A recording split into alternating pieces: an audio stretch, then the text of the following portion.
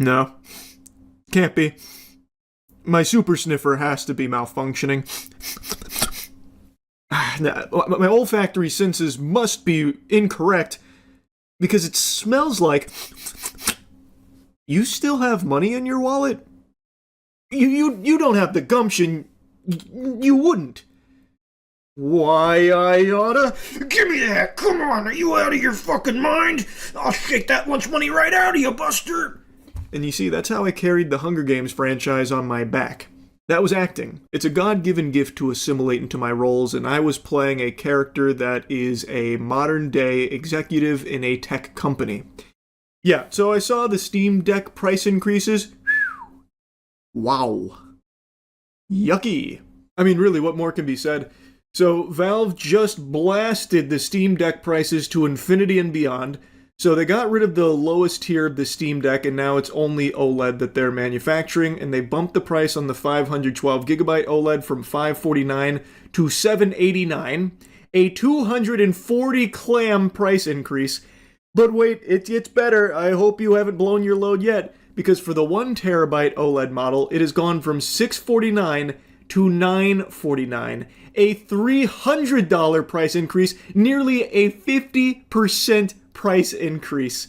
And the reason for this is to reflect the current state of the component costs and other global logistical challenges across the industry as a whole, which is something everyone knew was around the corner, but I don't think anyone, myself included, knew that it was going to be this much of a price increase. I think a lot of people were doomsday prepping and expecting like 100, maybe up to like 150, but holy shit, man. That is well beyond expectations. We have rapidly reached the point where just your average working person is getting priced out of this hobby for modern hardware. It is truly catastrophic. What a diabolical decline in affordability for this industry. And I recognize that it's not like entirely Valve's fault that component costs and everything are as high as they are. Obviously, that fault lies primarily on AI and the companies that have done their best to ham-fist AI into every sector of life now. Like, I get it, but this price increase, there's just no justifying paying that for the Steam Deck. Now, this is coming from someone that doesn't own the Steam Deck. I am not really a handheld gamer, so I never got one. But I think this paints a very scary picture for the Steam Machine price, which is something I was considering getting. And the Steam Machine, one of the big selling points was that its price point would be lower than, like, having a PC. I don't think that's going to be the case if these price increases are anything to go by. I think that is very much, like in Mass Effect, the signal that the Reapers are coming. Like, I feel like this is very alarming and probably indicates that the Steam Machine will likely be on the more expensive side of things when the speculation was that it was going to be reasonably priced on the lower end. I imagine now it probably will not. I'm not saying it's going to come out here and be the same cost as a fucking Cybertruck or something, but based on these price increases for the already existing hardware, the Steam Machine just kind of being out in the ether and so much unknown about it leads me to err on the side of caution that this might be just the same price as like an actual PC. And in that case, what the fuck is even the point in owning the Steam Machine? Now, in their statement, Valve confirms that the Steam Deck itself hasn't changed. It hasn't gone through like a drastic overhaul or anything like that. They didn't fucking implement the Tesseract in there. The price increase is solely based on how the component costs have gone up as well as the other things going on around the world. And they say that they will keep the community updated if anything changes. Personally, I wouldn't hold my breath for any changes there. I wouldn't be staying up late at night waiting around the phone on bated breath for Valve to get you on the horn to give you the good news that Santa came early and the price is being reduced. I don't see that happening for a long time, if ever. Genuinely. And I'm not saying that just to be all like doom and gloom, Debbie Downer type shit, but I mean that genuinely. I don't see this changing anytime soon. And as I've said for many months now, I expect this trend, these price increases, to continue happening across the board in tons and tons of different avenues and products and many devices out there. That is just the current state of the world now. Yes, it is a little out of Valve's control with the component costs, but I would have never imagined it would be this significant of a price increase. That stunned me as well. That shit nearly knocked me out of my chair when I saw that, especially considering the Steam Deck has been sold out for a while. From what I recall, people have been having a very hard time even getting their hands on this product to begin with, and now it's exploded in price. So like the people that had been waiting, now they're getting doubly butt fucked. They're getting double fisted now. Like it is just a disaster. And I'm just gonna be real honest here. I'm coming at you brazenly. I'm coming at you aggressively here with the truth. I am questioning if this price increase is really indicative of just the component costs, or if they just thought they could get away with it because the demand for the Steam Deck is so high. The reason I think that is because if you recall, the Nintendo Switch 2 also had to do price increases, and they also gave consumers quite a advanced heads up about the impending price increase. In the Steam Deck's case, Valve has instantly ripped that band-aid off. This shit has been flipped online immediately. And with the Switch 2, their price increase was like $50 from what I recall, give or take. It was somewhere in that general ballpark. So the Switch 2 increased by about $50, and yet the Steam Deck is increasing by over 240 on one of their tiers and 300 in the other. Now, of course, the Steam Deck hardware I know is better than the Switch 2, but 240 and 300? That feels extremely high. Now, another thing Nintendo has as an advantage here with their pricing is that they can eat some of the cost because of the first-party games that they're selling as well to try and make up for it. So I recognize that they were able to not have it be like overly explosive in terms of their price increase on the console. But even still, even factoring that in, Valve's price increase here is still astronomical. It just makes me question if that really is like the baseline that they're able to sell these devices at in light of the recent increase in cost of the components when Switch 2 went up by significantly less. And again, I know the Steam Deck is a much more sophisticated piece of hardware, but that's still a huge price increase, and the demand for it has been ferocious. So is there a chance Valve just decided, okay, we have to raise the price because obviously the components, but people are likely still going to buy it regardless of what price we land on, so maybe we write it a little higher. Thoughts? 2 thumbs up. Okay, let's do it. Now, obviously, that could be entirely off base. That could just be a little crack pipe theory there. But it is something to consider because this is significantly higher than I think anybody out there was expecting. So anyway, this was a pretty crazy price hike that I just had to yap about. And as I've already stated numerous times, this is not going to be some like rare thing. I am expecting this in tons and tons of other products and other places going forward, unfortunately, because that's just where we're at, and it's showing no signs really of slowing down. The only thing that gives me even a shred of hope in regards to this topic is when I see things like where Microsoft came forward and said, oh, our data suggests actually that using AI is more expensive than just paying human workers or something to that effect. So the only time that there's ever even a glimmer of hope about this trend being bucked is when you see these massive multi-billion-dollar corporations lamenting the amount of money they've sunk into this and are actually finding that it's not saving them as much as they were expecting, that kind of shit. But even still, the vast majority of these companies are still all aboard the AI hype train and the delusion, so we are still in a state where everything is much more expensive in the tech sector because of it, and that doesn't seem to be slowing down all that much. So anyway, that's really about it. See ya. What is the most dangerous thing to be around? A bomb? The elephant's foot in Chernobyl? Your dad when he's been drinking? The real answer, the correct answer, might surprise you. It's Pokemon cards. There is nothing more dangerous than Pokemon cards. If you have one in your hand, you need to be just sprinting to a safe zone. Or get yourself in a shelter immediately, because at any moment, some greasy, disgusting, unlovable worm might just come around and slit your throat to get his hands on it. And if you have a shop with a lot of Pokemon cards, Lord have mercy on your soul. Because you already know that shit's getting violently broken into at some point. It's happening every day. I've covered a lot of these. It hasn't stopped. I just made a video clowning on more scalpers 2 days ago, and I just wanted to give you an update that there are also still scalpers that are actively breaking into shops to steal Pokemon cards. That hasn't slowed down either. Perhaps the best way to understand what happened Thursday morning is to watch it yourself. This is security video from Collection Realm, a collector's shop in Lake Park. And investigators say that's 33-year-old Clayton Warren of West Palm Beach hurling a rock at the glass window in front multiple times. It's hurricane impact glass, so it stayed solid, but the store owner tells me Warren did not give up. Noodle Arms here absolutely should have given up, though. This is pathetic. It's about what you'd expect from a Pokemon thief. He brings in this special rock that's clearly not native to the area. He literally bust this one in himself.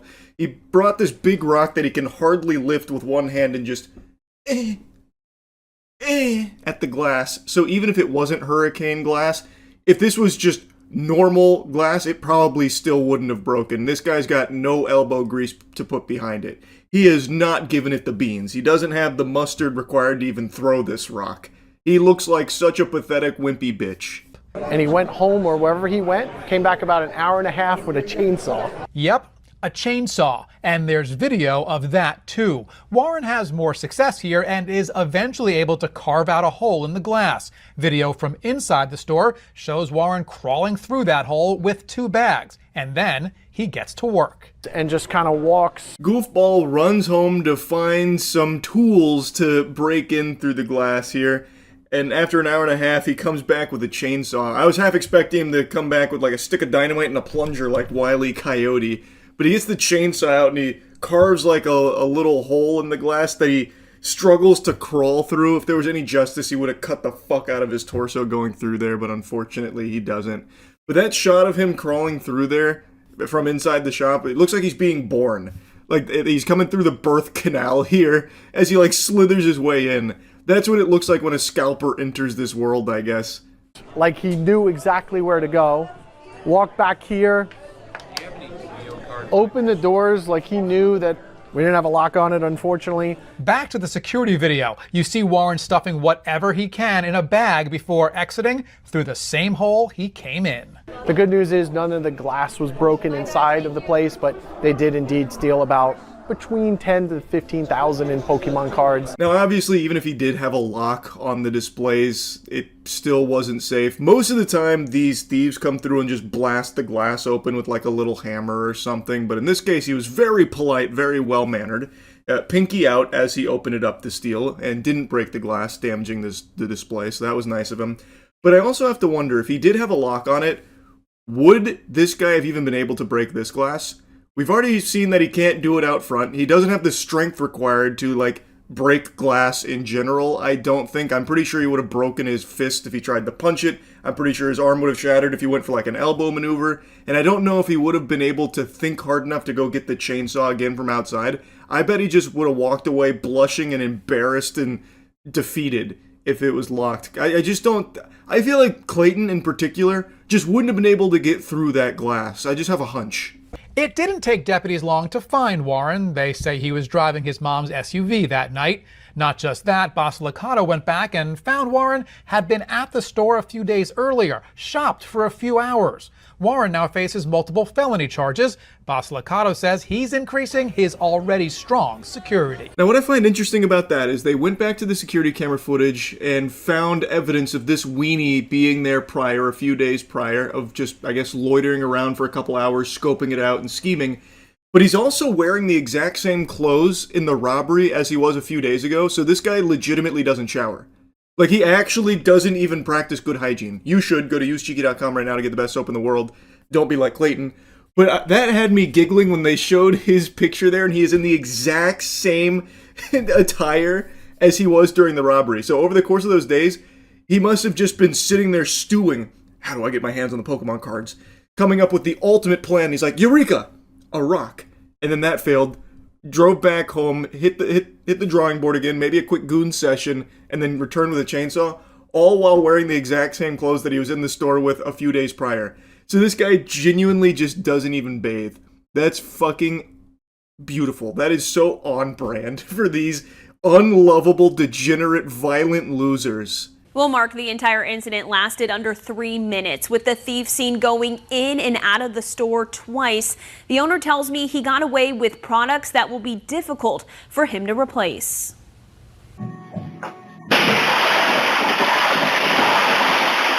The shock of this sledgehammer swing is still settling in for Fee Cow. Now in this case, Team Rocket's slimiest greaseball had no problem getting through the glass obstacle. He solved that puzzle, brought the equipment required, a little sledgehammer, gave it the old 1-2, popped it, and then he entered. And he is literally dripping with grease and sweat. Just from taking one look at this guy, I know for a fact Reddit is in his DNA. He Reddit's hard as fuck. It does really hurt that a part of what I've worked for and what I've grown with, it was just taken overnight like that. The owner of Bussin' or Bustin' Trading Card Lounge shared this surveillance video from last Tuesday with 12 News, showing a man with long brown hair smashing his way inside the shop. And looking super cool while doing it. Holy, is that a suave, gentle sir right there, milady? Oh my god, that is style right there. Dude just finished his shift, clocking in hours moderating the r/Sync Pissers subreddit, and he said, you know what? I've earned this. I'm gonna go steal some Pokemon cards, baby. And so he did. Man could be seen swiping nearly $7,000 worth of Pokemon and Yu-Gi-Oh! Trading cards off the shelves and into a container. Making 2 trips back in and out, and they're gone just like that. A rare instance of someone taking Yu-Gi-Oh! Cards as well here, so his gluttony knows no bounds. He was actually just windshield wipering everything he could from the shelf to put into his bin there. I don't think he was, aiming for the Yu-Gi-Oh! Cards because no one's really scalping Yu-Gi-Oh! It doesn't really work with all of, the reprints that go on. It's kind of scalp-proof, which is great for people that actually play Yu-Gi-Oh! And collect Yu-Gi-Oh! But this guy, I think, was just kind of in a panic and a frenzy and just started taking everything that was sealed there. Now, unfortunately, unlike Clayton, this ne'er-do-well hasn't been caught yet, so I urge any of you out there in the Tempe area, if you smell something really stinky, a foul Methodist, I would recommend at least following it a little bit to see if it leads you right to this guy. No doubt he's leaving stink fumes throughout the Tempe area, so if you see him, report him to the police so he can be brought to justice. Anyway, this is just 2 of the latest robberies that I've seen, but I'm not exaggerating when I say every single day there is a card shop being broken into by these fucking violent psychopath degenerate scalpers. And I mean that. I know it sounds like an ASPCA commercial, every day, an animal is suffering. And in this case, it is also true every day. These card shops that are just owned by normal people, family businesses for the most part, are being broken into by these scalpers every day. It is genuinely happening every single day. It's so fucking out of control. Anyway, I just wanted to let you know that hasn't slowed down either. It is still just complete pandemonium and chaos over Pokemon cards. Shit super sucks. That's really bad. See ya. I have to do a follow-up to the video earlier today covering the Lego scandal. If you haven't watched that video, nothing I'm going to talk about makes sense here. It's going to be all mumbo-jumbo. It's going to sound like that episode of Rugrats where Spike was hearing Tommy Pickles' parents talk and it was just all... So, if you don't know anything about the Lego scandal, you can either watch the video from earlier today, watch Reckless Ben's video, which is where it all stems from, a thorough investigation through a unbelievably deep rabbit hole of corruption, depravity, and just absurdity all around Legos. In a nutshell, I guess I'll give you the synopsis. A man named Brian took his father's Lego collection to a corporation called Bricks and Minifigs, which is a huge business in the Lego community, and he was selling the collection to them. The way that that's structured is they take the collection, they sell it, and he gets money for it. They had a contract in place with this location. It's an extremely valuable Lego collection, roughly around 200,000 clams worth, and Brian's father is not in the best of health, so this money was actually going to be used for very important things. And to fast forward, basically, he never received any kind of payment for it, but they did take all of the Legos. They had his whole inventory and were actively promoting it, marketing it and seemingly selling it without ever having followed through on the terms of that agreement that they had with Brian. And in the contract, it is explicitly stated that he still owns the Legos. He never relinquished ownership of the Legos or anything. So he was still entitled to those products that he brought them should he request them back, presumably. And he did. He asked for them back. They kept refusing. He eventually got trespassed, apparently. Then Reckless Ben got on the case to try and get the Legos back. They refused. And it was a tooth and nail battle the whole way. And as far as we know, the public right now, it is still unresolved. They still have his Legos being fucking held hostage like it's some kind of ISIS terrorist negotiation. And he is not getting them back and has still not received payment for anything that they had sold from his collection, presumably. And that's only the tip of the iceberg. We've only got one fingernail on the titty and haven't even begun to suckle the milk out from the bosom.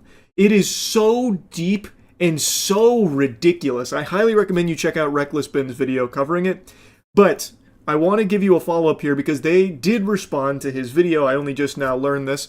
And Reckless Ben made a video covering their response. And there's a couple things that I want to talk about because I think it's an absolute load of fucking horseradish that they're trying to pull here with what they're claiming in a couple of instances.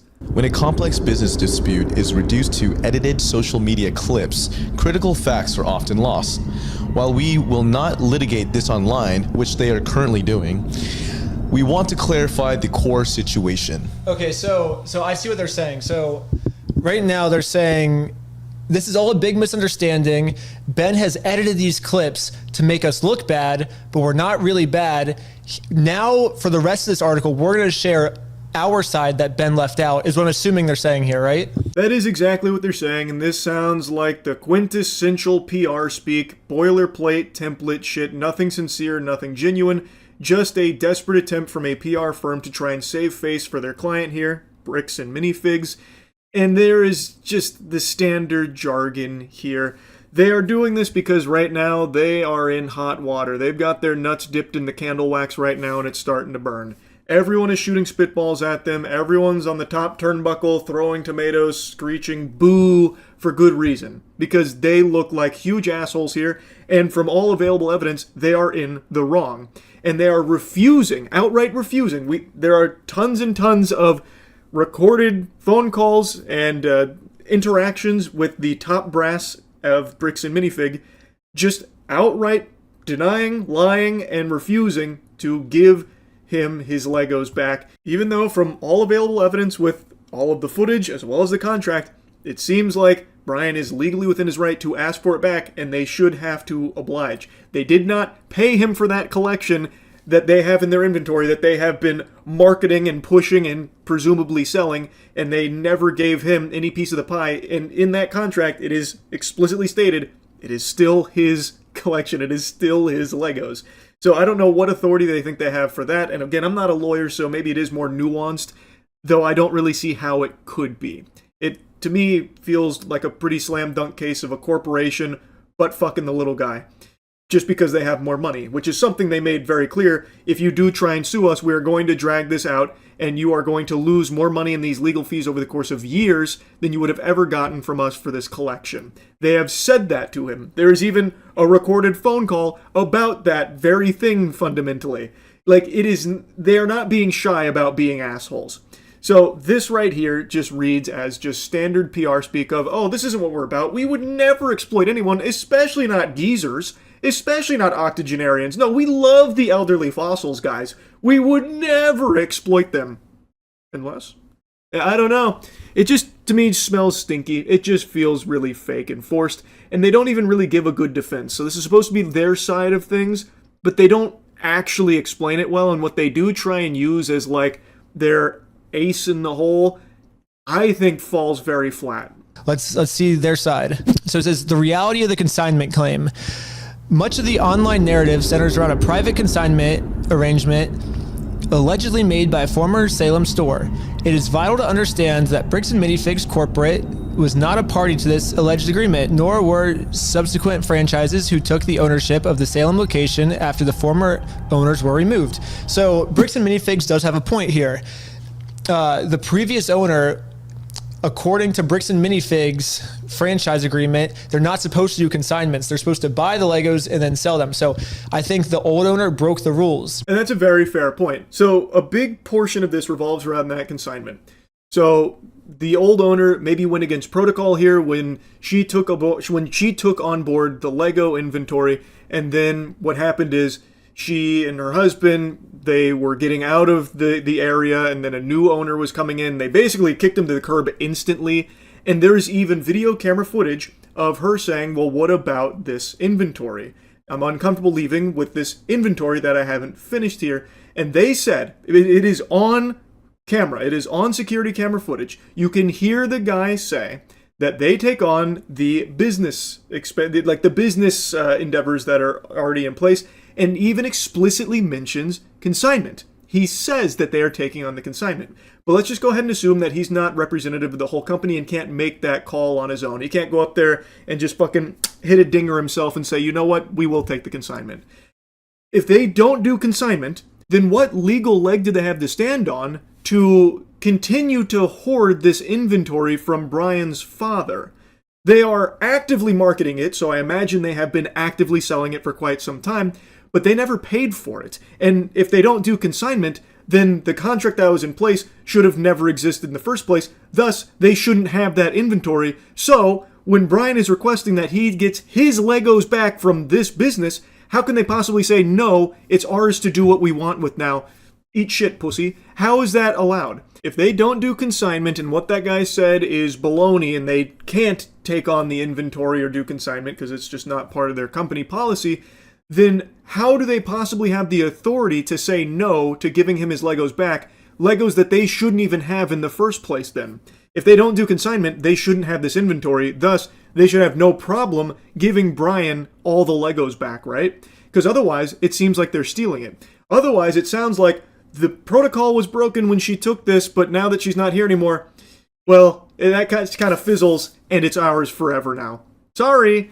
That sounds a lot like stealing to me. That just feels highly illegal. Like if I march into a Circle K, assume direct control, kick the franchisee out, and it turns out all the products on my floor actually come from my neighbor, and he had a consignment deal where like the Circle K here sells them and he gets a kickback for it because it's his products, and I take over and I say, not doing that. No consignment here, not part of my policy. But then I continue to sell his products without paying him for it.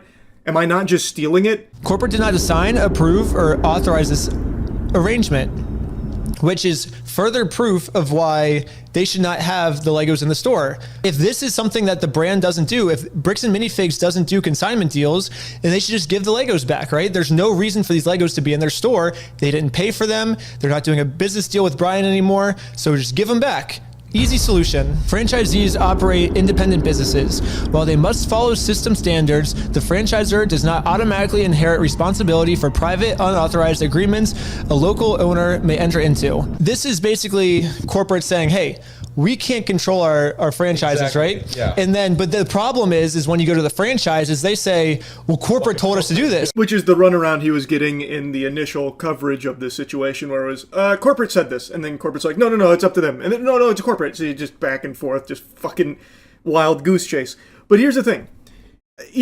Again, consignment may be fully against their policy, but that deal did happen. There was a contract in place. So if you're taking it over and you are not taking over the consignment, and you're not taking over everything that the business had already had contracts for, then you, I don't believe, can legally still have that inventory, right? So how can you possibly say no when the owner of it is requesting it back? And how can you then make threats against them for it and vilify them for it? It is their product, and you are outright saying you don't do these deals. Thus, it's not your product. You didn't obtain it through the proper channels, and you know that. It is violative, and you are knowingly still keeping it and presumably selling it to your customers. They are openly advertising it all over the place on their socials, but it's even by their own defense of themselves, it's product that they shouldn't even have in the first place, and they didn't pay for it or anything. So, is that not just stolen product, point blank? I feel like it is. At least in my Neanderthal noodle here. Again, I'm not a lawyer, but I don't see a world where you can come into a business, take it over, and then say like, all right, everything that happened before we got here no longer counts. But we are going to capitalize off some of those deals. So this product that was a big no-no in how we obtained it, we are still going to actively sell it and market it. And if he comes requesting it back, we are going to trespass him, threaten him, and fight tooth and nail to ensure he never gets those Legos back. Serious claims require serious evidence. I do agree. We both agree with that. Yes. We have repeatedly asked for the original documents and undoctored recordings that support these accusations. So isn't that funny? Didn't we try to get the evidence over to you guys? Yeah, did I remember that time when I had all the evidence in my hand and I walked into the store and I just said, hey, here's all the evidence. I'm not judging you. Let's figure this out. And what did they do? Can we have like a clip playing right now? Yeah, let's roll the clip. I'm going to play it safe here again in this video, not show any of those clips because they were recorded through like the glasses and stuff. But if you want to see it, I highly recommend going to Reckless Ben's channel to support him for this super thorough investigation. But they do have irrefutable proof that they did just take the full brass tacks evidence. No nonsense. No horse hockey, just the actual cold hard facts. They did take it to them. They did nothing with it. Also, I don't know what they mean by undoctored recordings. Like, it is just the recordings that they put in the video. Like, I don't really see where they could have, like, fudged anything.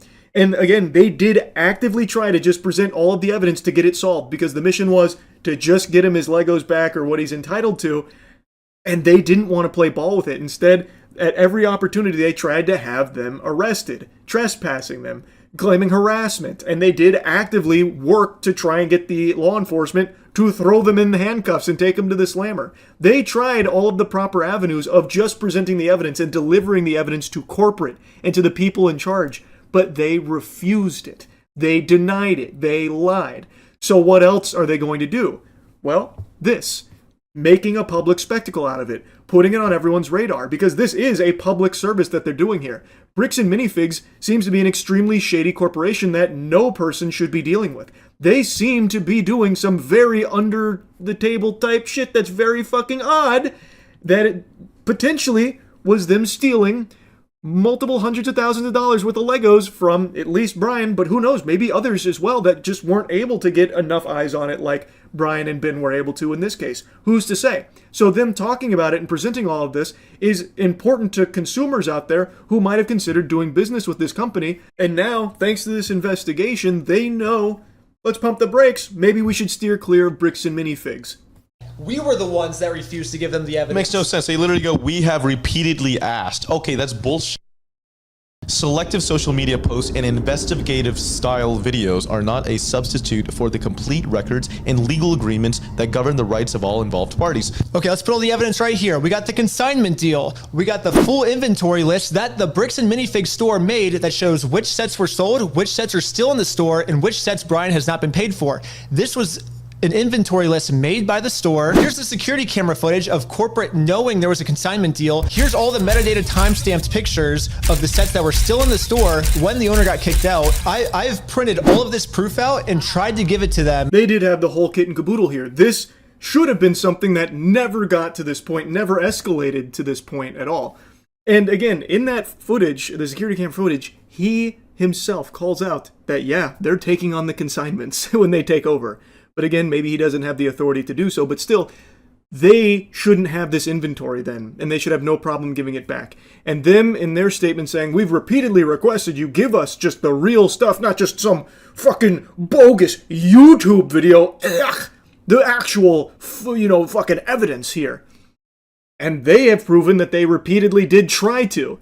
The corporation here was never receptive to it. They never took it. They never wanted to deal with it. Instead, they were more interested in just trying to have them arrested and silenced and bullied using litigious threats. So this is just a complete fucking lie here in their statement about, like, we asked for it, but you just wanted to make a YouTube video. That's just not true. They did try. If a legitimate claim exists, there are established legal and dispute resolution processes to handle it fairly. Attempting to force a business outcome through public pressure, especially on unrelated stores and employees, is not a productive or fair path forward. Basically what they're saying is, let's figure this out the legal way. Well, we did what he said, actually. We did sue him, and we won. And then they didn't like the legal way. Bricks and Minifigs was the one who didn't want to do it the legal way. Do you know why? Because when they won, and they did win in small claims court, they did win. They took it the legal way. Also, from the very beginning, they were trying to provide the evidence to just get this solved. It was Bricks and Minifigs that didn't want to play ball. So they did eventually take it the legal way. They went to small claims court. They didn't go to like the extremely expensive one like Bricks and Minifigs wanted them to, because what Bricks and Minifigs wanted to do was bleed them dry through a long, drawn-out process to just drain them of resources. So instead, they went to small claims court, and Reckless Ben, he did win against them. And how did Bricks and Minifigs respond? They shut down that location. So they didn't even pay him what they owed from the small claims court. They instead just shut down operations on that location, thus leaving him high and dry, as well as Brian and the Legos.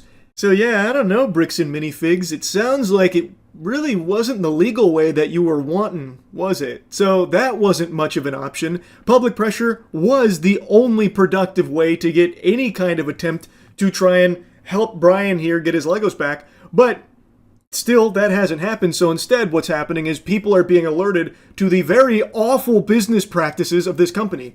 Like, again, the lack of professionalism as well from the people in charge is fucking alarming. The way that Josh, one of the owners there, of that location, just keep calling this guy stupid, cussing at him, swearing at him, fuck you, man, that kind of stuff. Everyone's seeing it now. So Bricks and Minifigs looks like a terrible fucking business. And they have still not given Brian's Legos back, even though they did go through the legal way. Doing whatever they can to silence criticism. And if you don't believe me, watch part 2. Moving forward together, our position remains simple.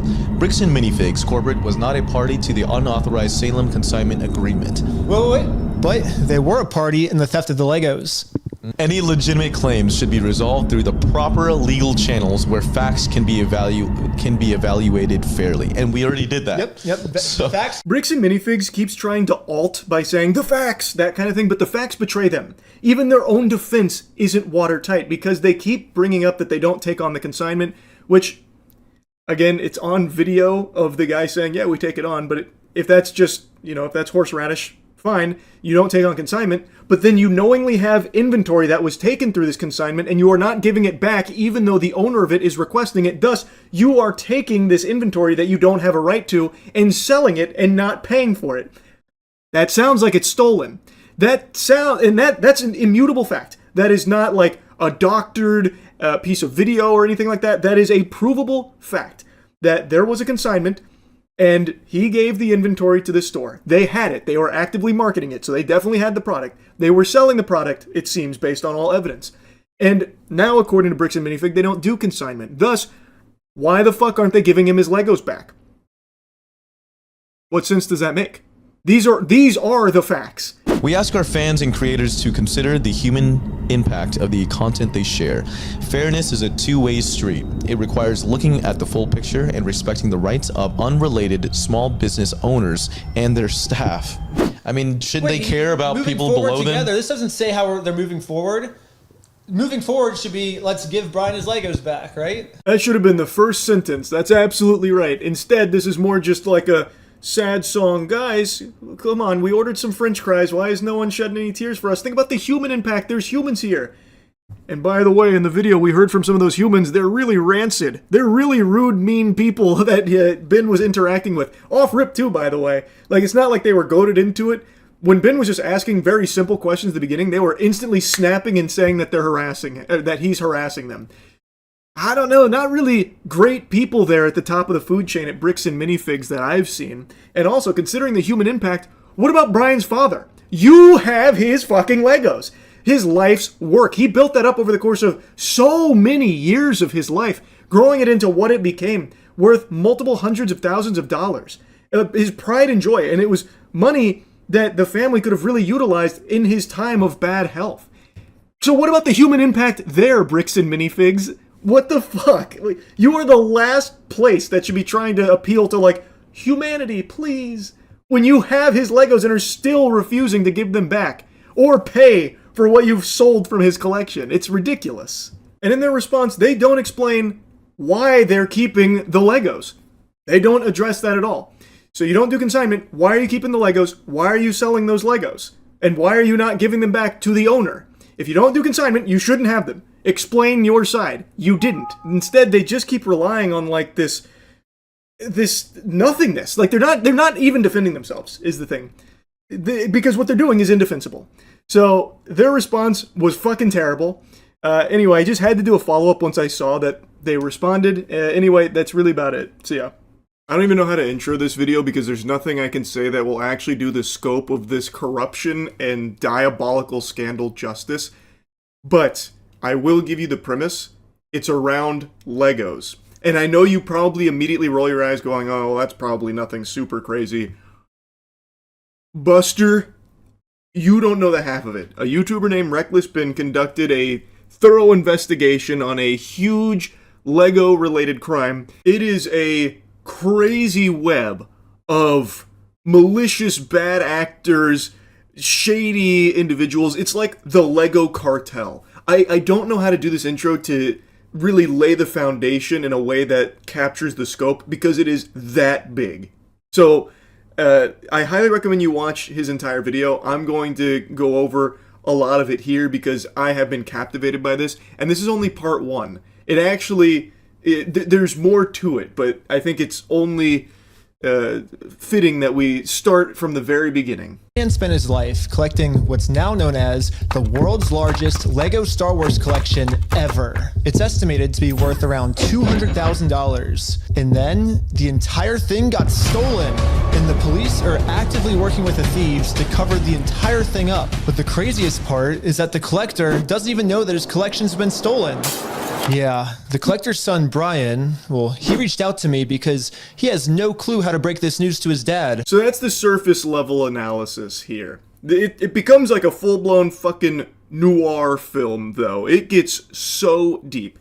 But fundamentally, a individual who has spent years and tons of money accumulating an extremely valuable Lego collection worth up to $200,000 of value has had it stolen from him, unbeknown to him, and unfortunately law enforcement has repeatedly shown that they have no interest in investigating this case or helping in any way, and have instead been far more on the side of the dubious perpetrators.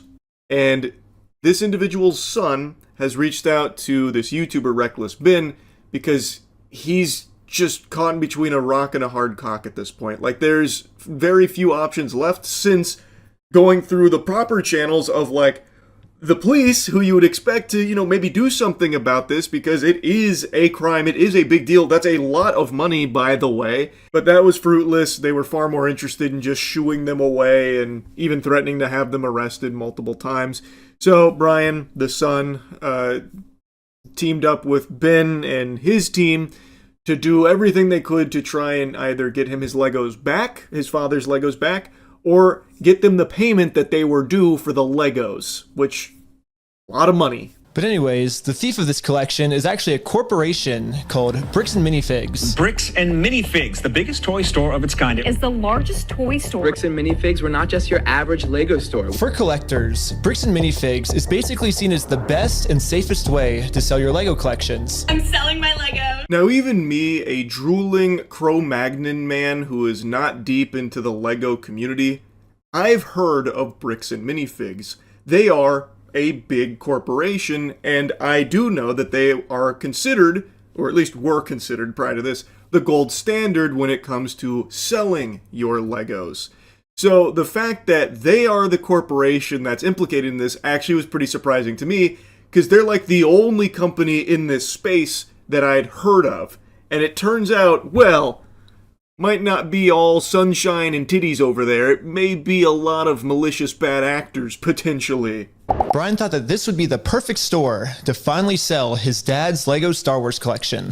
So I wrote up a contract. In the contract, it says that these are still the family's Lego sets, but every time one gets sold, the store gets to keep a small percentage of each sale. This was a store's worth of inventory. So that store that day was nothing but my dad's collection. Like, all the shelves filled. They had to bring in extra shelves and filled the whole party room with shelves. But the owner of the franchise, this woman, well, her husband had to actually leave the country due to some work-related reasons.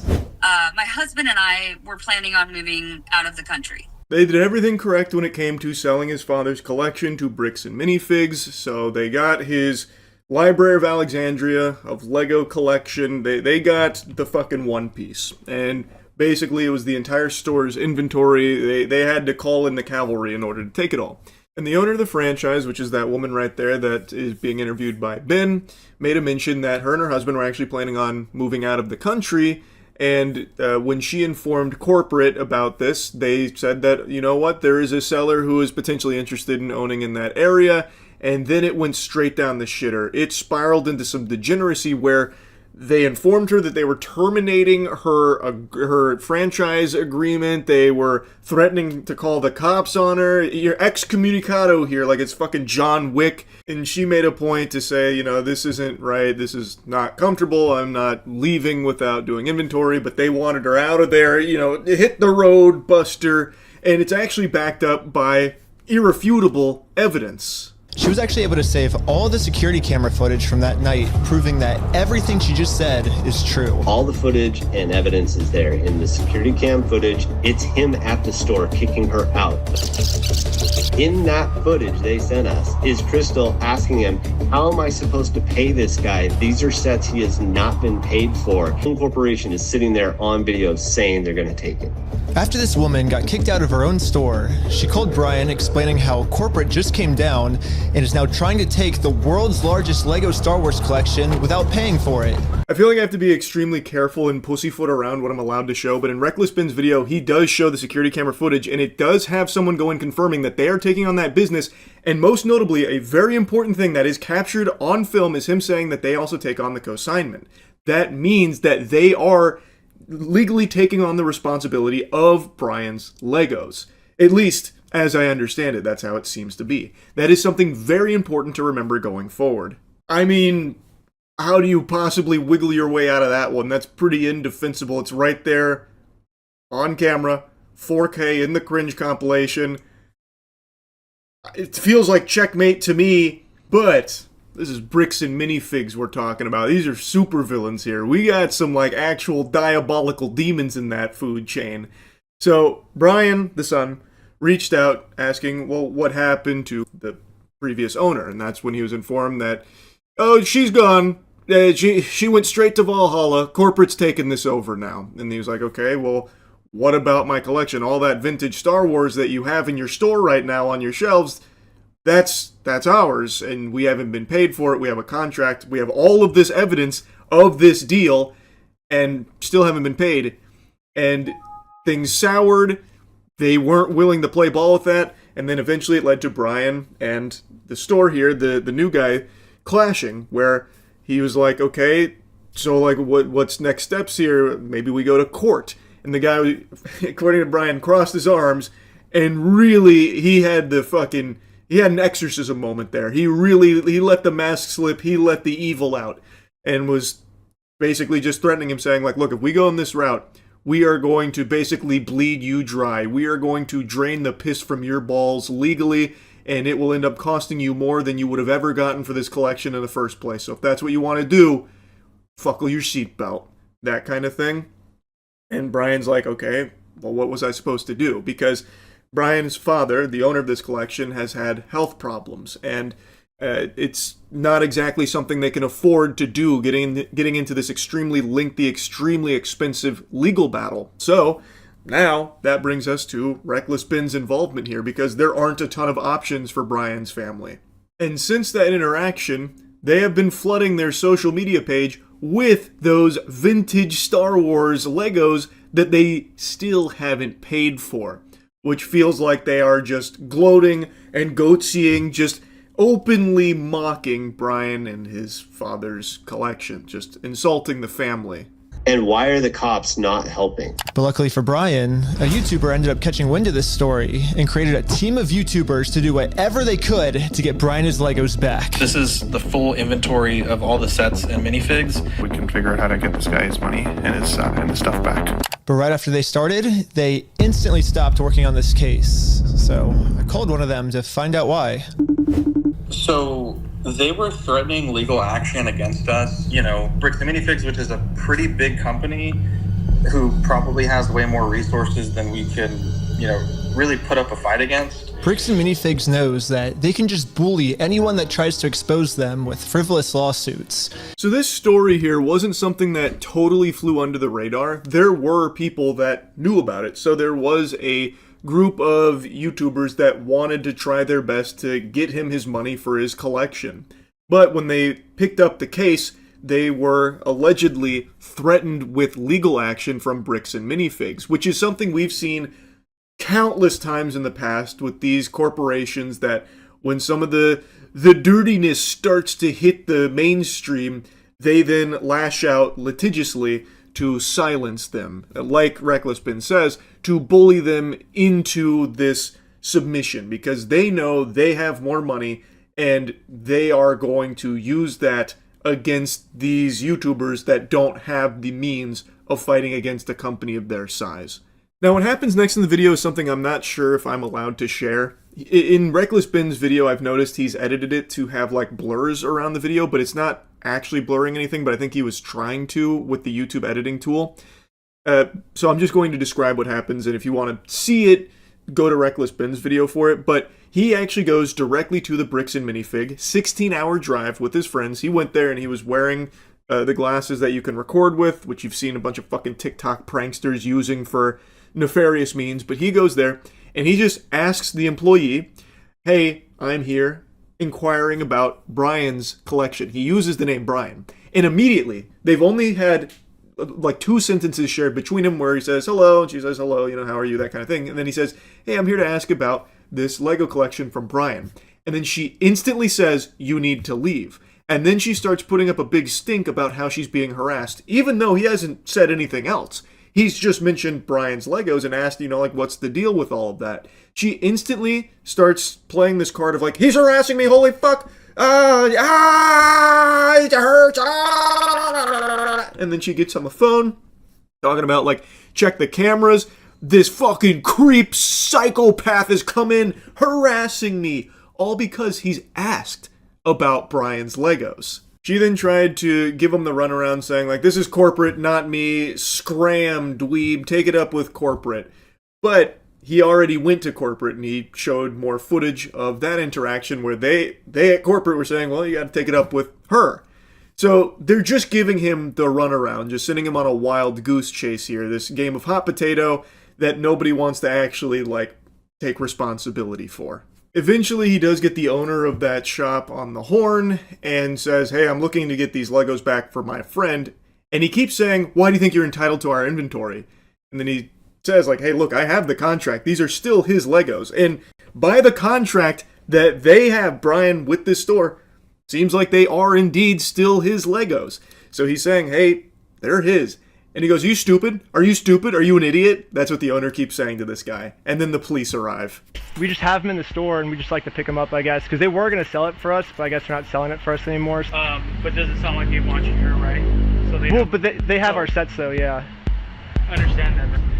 Right here, the factor is that they don't want you, their private-owned store, and they don't want you on the web. Okay. But I don't want them to keep the Lego sets, though. Okay. So, yeah. The police officer literally didn't care at all that the store just stole $200,000 worth of Legos. For some reason, he made it seem like I was the bad guy. So you are trespass from here. So okay. Trespass for life. So if you come back... Oh, for life? Yeah. If you come back, you could be arrested. This part I feel like I can show. This is now outside of the business interacting with law enforcement, so I'm pretty sure this one's okay. You can see this interaction. So the officer shows up because the lady had called the police about all of this, and he is now being trespassed for life. He is blacklisted from entering this Bricks and Minifigs forever, till the heat death of the universe. And Reckless Bin is trying to explain, hey, I'm here because we had a deal. They're not selling the Legos, so I'm here to try and get them back. And he's not listening to it at all. He's not even entertaining the idea of, like, maybe he had a reason to be here. Maybe there is something going on. Brian did warn me that the police are actively trying to cover this up. So Brian and I are now officially trespassed from the store. And if we ever come back to ask for his own Lego collection back, then we're going to be arrested. Is there, I guess, a reason why they're able to just take all the Legos and not give it back, or? So, we just gotta leave. I just have to leave? So, leave now. Now, I've watched a lot of body cams. I'm something of a connoisseur of body cams, and this behavior from the officer is a little peculiar because in instances of like someone being trespassed, I've usually seen like a conversation about like, what was your purpose here? Like, why were you here in the first place? And he's trying to explain like, hey, look, they took this from me, like my friend. And then he's even asking the officer, well, what can I do to get it back then? And instead of answering that question, he's just like, nope, you've just got to leave. Which is odd because typically if there is like an actual reason for them being there, the officer in the past, from what I've seen, has guided them to like, hey, we'll take it up with this department or we can look into this later, file a report, that kind of thing. The officer's not doing anything like that. He is instantly just shutting that shit down, putting the kibosh on it, just reiterating that you've got to leave. And like, I understand he was called there solely to trespass him, but even still, he could say like, we can handle this, you know, through the official channels, through this way, if there is actually a grievance here, but for now, you just have to leave the property. That's how I've seen it handled in the past. Now, since he was trespassed from that location, he went back to corporate and actually talked with the CEO of Bricks and Minifigs. His name is Ammon McNeff, and he just instantly goes liar, liar, pants on fire mode. Again, this is filmed with his glasses here, so I don't know if I'm allowed to show it, but if you want to see it, I guess while it's still up on Reckless Ben's channel, you can go see how this went. But he is now denying that they even have Brian's Legos. He's like, who is Brian? I've never heard of that guy. So then Ben pulls up their social media showing all the posts that they have made about Brian's collection, his vintage Star Wars Legos, showing them that they are literally flaunting it, and even showing like where they talk about the value of his collection, showing it to his face that they do have his Legos. So even though he keeps like outright denying it, their own social media betrays his words. It then goes the same way it always seems to with these Bricks and Minifigs zombies. This guy actually has a cartoonishly evil mustache. He's got a twirled mustache, and he ends up just saying, you know what, you're wrong, get the fuck out of here, don't know what you're talking about, if you come back, you'll be arrested. So he gets the police on there, and he's basically been trespassed there, so he can't step foot.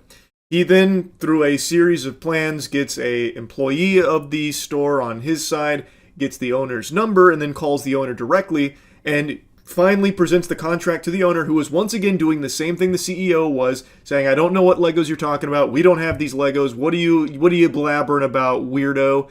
So he sends him the contract, and he's like, oh, well, I never signed that contract, there's no signed contract with me. And he's right, because it is the previous owner's name on there. But the thing is, when they took it over, they said that they are taking on those previous business agreements. They are taking on the consignments like this Lego collection that they had from Brian, which they are still actively hawking. They still have it, and they haven't paid for it. So that excuse can't work. I don't feel like there's some legal loophole there when they have taken over this business and agreed to take on these consignments, according to what we have evidence of. So I feel like there's no way that they could weasel themselves out of it, like actually by law. It feels highly illegal what they're doing. And once again, these brainwashed ghouls at Bricks and Minifigs devolve into the same thing. You're harassing me! I'm calling the cops. So once he is basically, you know, putting the fucking full Nelson here, the contract is there, he tries to claim that's not how the law works. We don't take on the business that we take over. So like this previous owner's contract no longer includes us, even though we're still selling that inventory, and even though the contract is still applicable to the business we took over, even though it's just not my name on there, so it doesn't count, which means we don't actually have to pay for this collection that we have an agreement with and that we are still actively selling. You guys are wrong, you're harassing me, and I'm calling the cops. That's how that ends with the owner there. And then Brian talks about how when he tried to sue them, I forgot to mention, the owner, of course, tried to play hardball, saying, well, sue me then. If that's how the law works, sue me. Because he knows that as this big corporation, they have enough resources to drag it out and make it very painful for just the average Joe Schmo. And then Brian starts to talk about how when he did try and sue them, go through the legal channels, it wasn't exactly smooth sailing or easy. Brian already tried to sue him, and it didn't work. We've been to a couple attorneys, and they basically spelled it out, saying here's the path that's going to happen if you go down each of these routes. They're now in Spain, so we're getting into that whole international thing just to have them an injunction on the store to have them go back and prove what they sold and not. And that's like $60,000 to $70,000. Yeah, Bricks and Minifigs knows that Brian and his dad don't have nearly enough resources to sue a company as big as Bricks and Minifigs. He's like, we're gonna keep these. You're gonna walk away from this. You're not coming back. And if you choose to sue us, we will drag this out in court till it is well past what this collection is worth. Which is something he touched on earlier with the initial threats that were made against him when he tried to inquire about either the payment for his father's Lego collection, which they have, or getting the Legos back, which they're refusing to do. They have this huge inventory that they have not paid for. They have not fulfilled the obligations of the contract with the store, and he is not getting them back, and they're saying he's not entitled to it. It's so fucking disgusting, man. Their tagline, because it's boring, and I changed it to "We steal from old people." And now the tagline's actually accurate. Also added a cute little company logo. And this is my plan of how I'm gonna make it into court with Bricks and Minifigs for free, is where I'm gonna make my grand reveal. You see, this entire time, my company name was actually called We Steal From Old People. Yeah, the words Bricks and Minifigs, that's just the company tagline. In America, there's no specific law that says whether the tagline has to be above or beneath the company name, so I'm just allowed to do this. So his plan basically became to goad Bricks and Minifig into opening a lawsuit against him under the belief that they've stolen their name. And his Uno reverse card was, didn't steal their name. That's the tagline. The name of the company is actually We Steal From Old People. So he did actually incorporate it. He does have a website for We Steal From Old People, where they're like selling merch and all of that. And I'm not a fucking lawyer. I don't know if that works. In my noodle up here, it feels like since he did take directly their logo, Bricks and Minifigs, it would still probably be a problem. Even if it isn't the name of the company, it's still just being like the tagline and forward-facing probably creates brand confusion that could get him on the hook for an issue. I don't really know, but the plan was, instead of paying tons and tons and tons in legal fees to sue them, flip it so that way they are paying the legal fees to sue Ben. So that way they can get into court with them and hopefully reveal their shady, potentially illegal business practices. Now, the next sections in the video are highly entertaining to watch, but ultimately don't accomplish the goal of getting Bricks and Minifigs in court. They go back to the CEO, who is now aware of what they've been doing, which was like selling outside of their store, that kind of stuff, and the We Steal From Old People thing. And they are a registered business, and he now knows that, and he knows that they can just keep kicking the can down the road, passing the responsibility off to franchisees instead of corporate, and that law enforcement won't step in because it's a civil matter. So the CEO is aware of all that, and thus is avoiding doing anything litigious against them.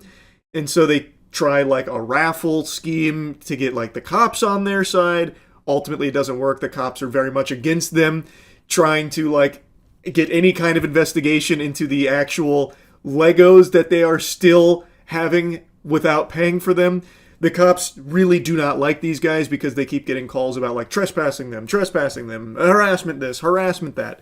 So they are very much not looking to really investigate their claims about like they have these Legos, they haven't paid for it, which is illegal. Like that, to me, and I haven't brushed up on my civil versus criminal lawsuit, but I feel like that would start to teeter on being a criminal lawsuit if they are knowingly selling this product that they have not paid for, knowing that it is not even owned by them via the contract they have. Like, I feel like that would get close to a criminal case that would warrant some kind of like actual investigation, but they're not willing to even take those first steps because Bricks and Minifigs just keeps calling the cops out here about like trespass them, they're harassing, and they're hatching these like wacky schemes to try and get Bricks and Minifig to engage legally with them so that way they can open it up to more with how they've been doing their business. And it just ultimately wasn't working. Now, what it does do, and again, I don't think I can show any of the footage here from it, but what it does do is it whittles down the owner, Josh, where it does seem like he starts to get really antsy and start to kind of panic a little bit. So he has another conversation with Ben, and he's like, look, this is what I need. I'll give the Legos back if I get a written apology from Brian. Dweeb, you're such a fucking twerp, Josh. All of the negative comments taken off. Only positive reviews, that kind of thing. So he is like actually holding the Legos hostage for these deliverables here. Fucking loser, man. Yeah, so basically before Brian can get his Star Wars Lego collection back, he has to write Bricks and Minifigs an apology letter for making this Facebook post.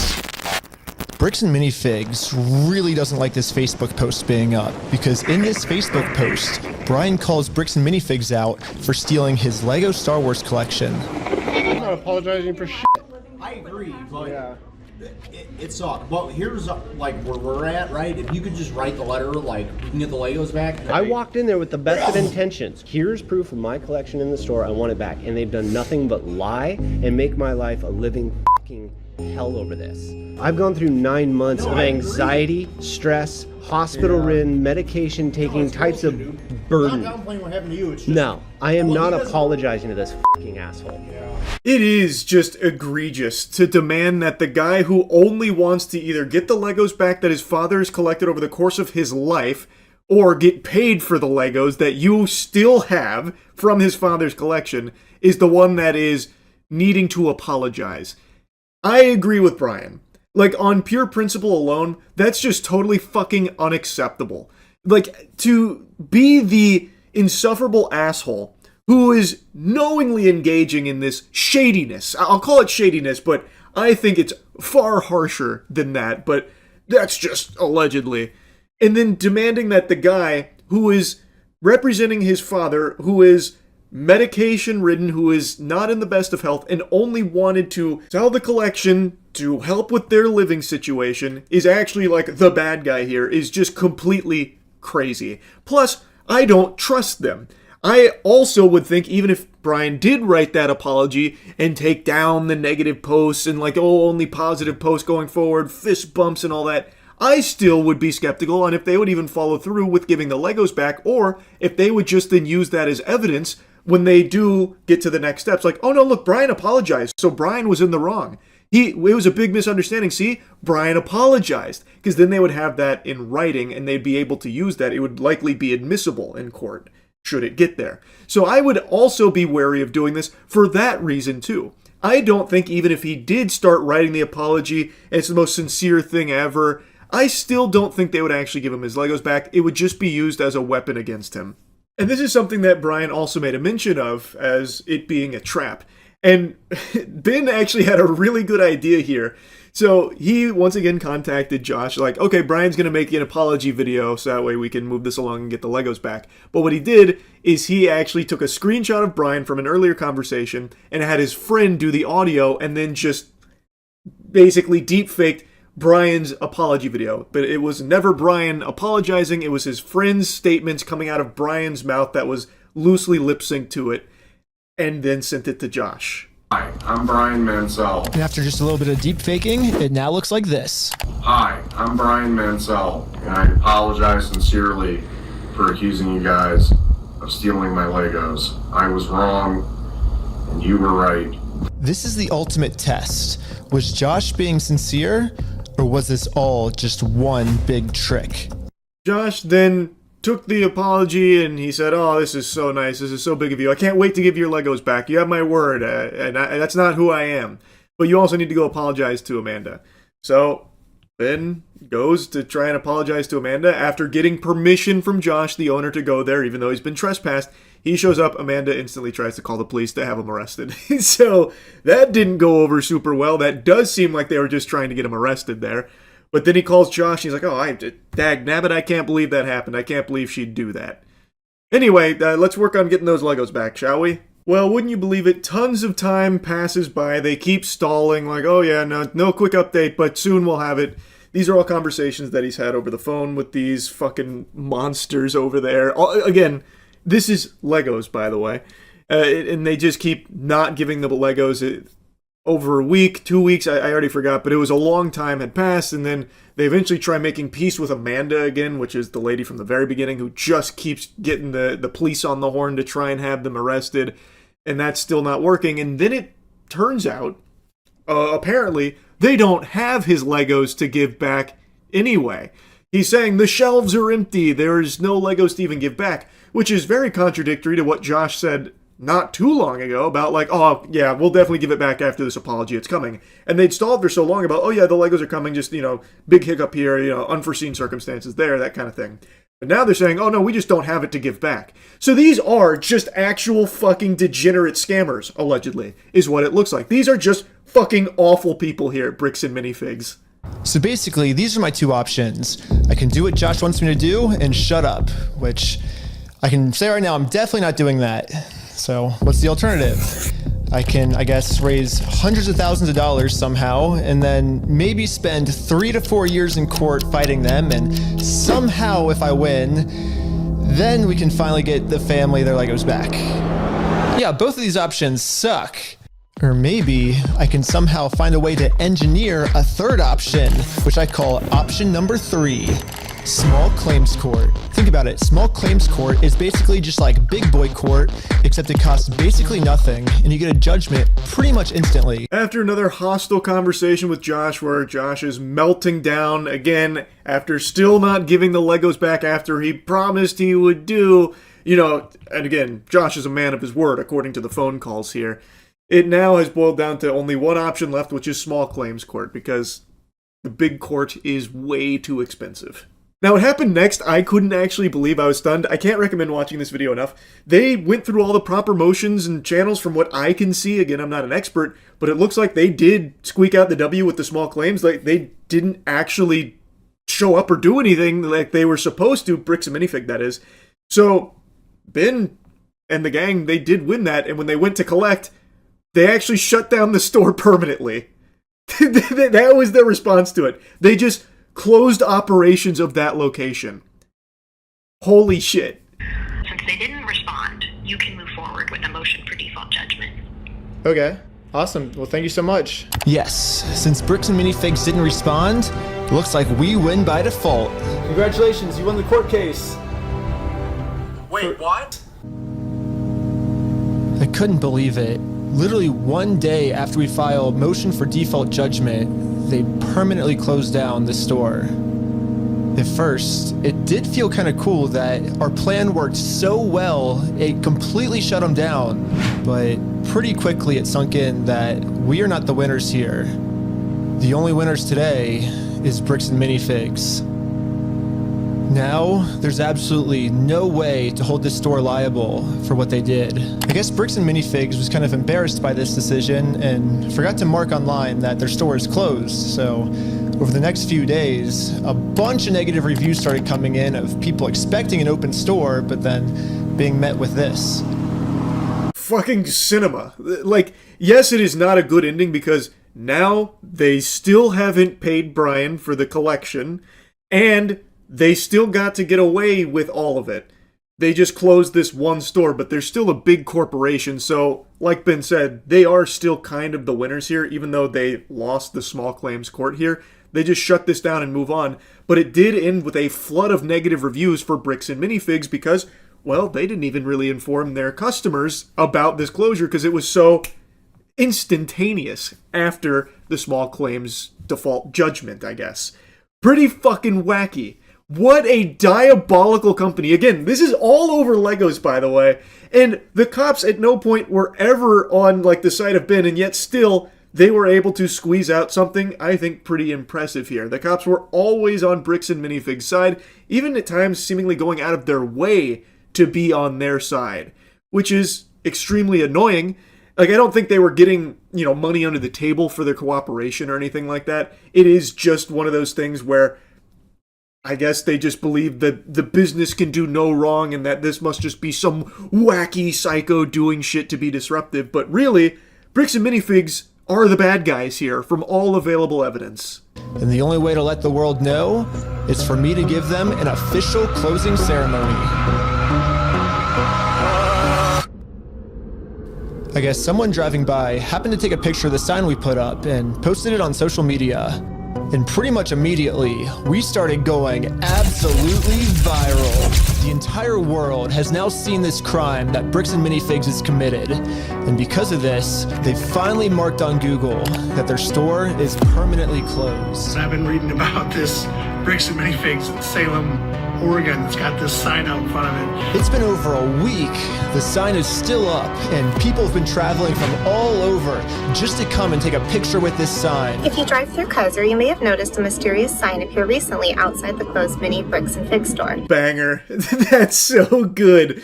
So the sign popped off here because it's the only way to let people know why that store's closed, what all has happened there, what's gone on, why is it no longer operational? And then it just started to naturally, organically catch wind online in the Lego community, and then exploded beyond the Lego community. And apparently all of this is still just the first part of this saga here, this Lego adventure. Part 2's up on his Patreon, and he gave a sizzler reel where apparently he is in handcuffs, him and his whole group are. I don't know how it pops off to that degree, because it looks like they're at their own home with it. It's seemingly pretty fucking wild in Part 2, but yeah, even just Part 1 had me stunned. The depth of depravity for Legos from this company, seemingly, is unbelievable. I had to yap about this. It was an incredible video. Again, I highly recommend you go watch the entire thing from Reckless Ben. I just couldn't help but blabber about it. Fucking home run of a video here. And a big fuck you to Bricks and Minifigs. Anyway, that's really about it. So yeah. It's not a clickbait title. It's not an exaggeration or sarcasm being all goofy about something trivial. I do mean it. There needs to be extreme outrage over what's just unfolded in the Wander Franco case. You don't know who Wander Franco is? He was a superstar baseball player for the Tampa Bay Rays, and a couple years ago it was revealed that he was in a relationship with a 14-year-old child. He was then arrested, and it's been an ongoing criminal case against him that is now concluding, where he was declared criminally responsible for sexual and psychological abuse of a minor, but will be avoiding jail time. That's not justice. That's horse shit. That is diabolical. That is just evil. There needs to be an investigation into the judge in this case as well. How is it possible that they found him criminally responsible for the sexual and psychological abuse of a minor, but he's not going to jail for it? How does that make any sense? How is that the world we live in, where he's able to get away with it? It is unthinkable. These are heinous crimes for which he is not actually facing justice. It's not even the illusion of justice. They're not even pretending. It's not even them putting up a facade of justice. They are just outright saying yep, he did it. All of that, it's true. But he's a superstar. This is Wander Franco we're talking about. He is a great baseball player and he's rich. Did you guys know that? He's rich. We have to remember that. So we can't throw him in jail. Now right away, I want to just shoot some absolute gobbledygook down immediately.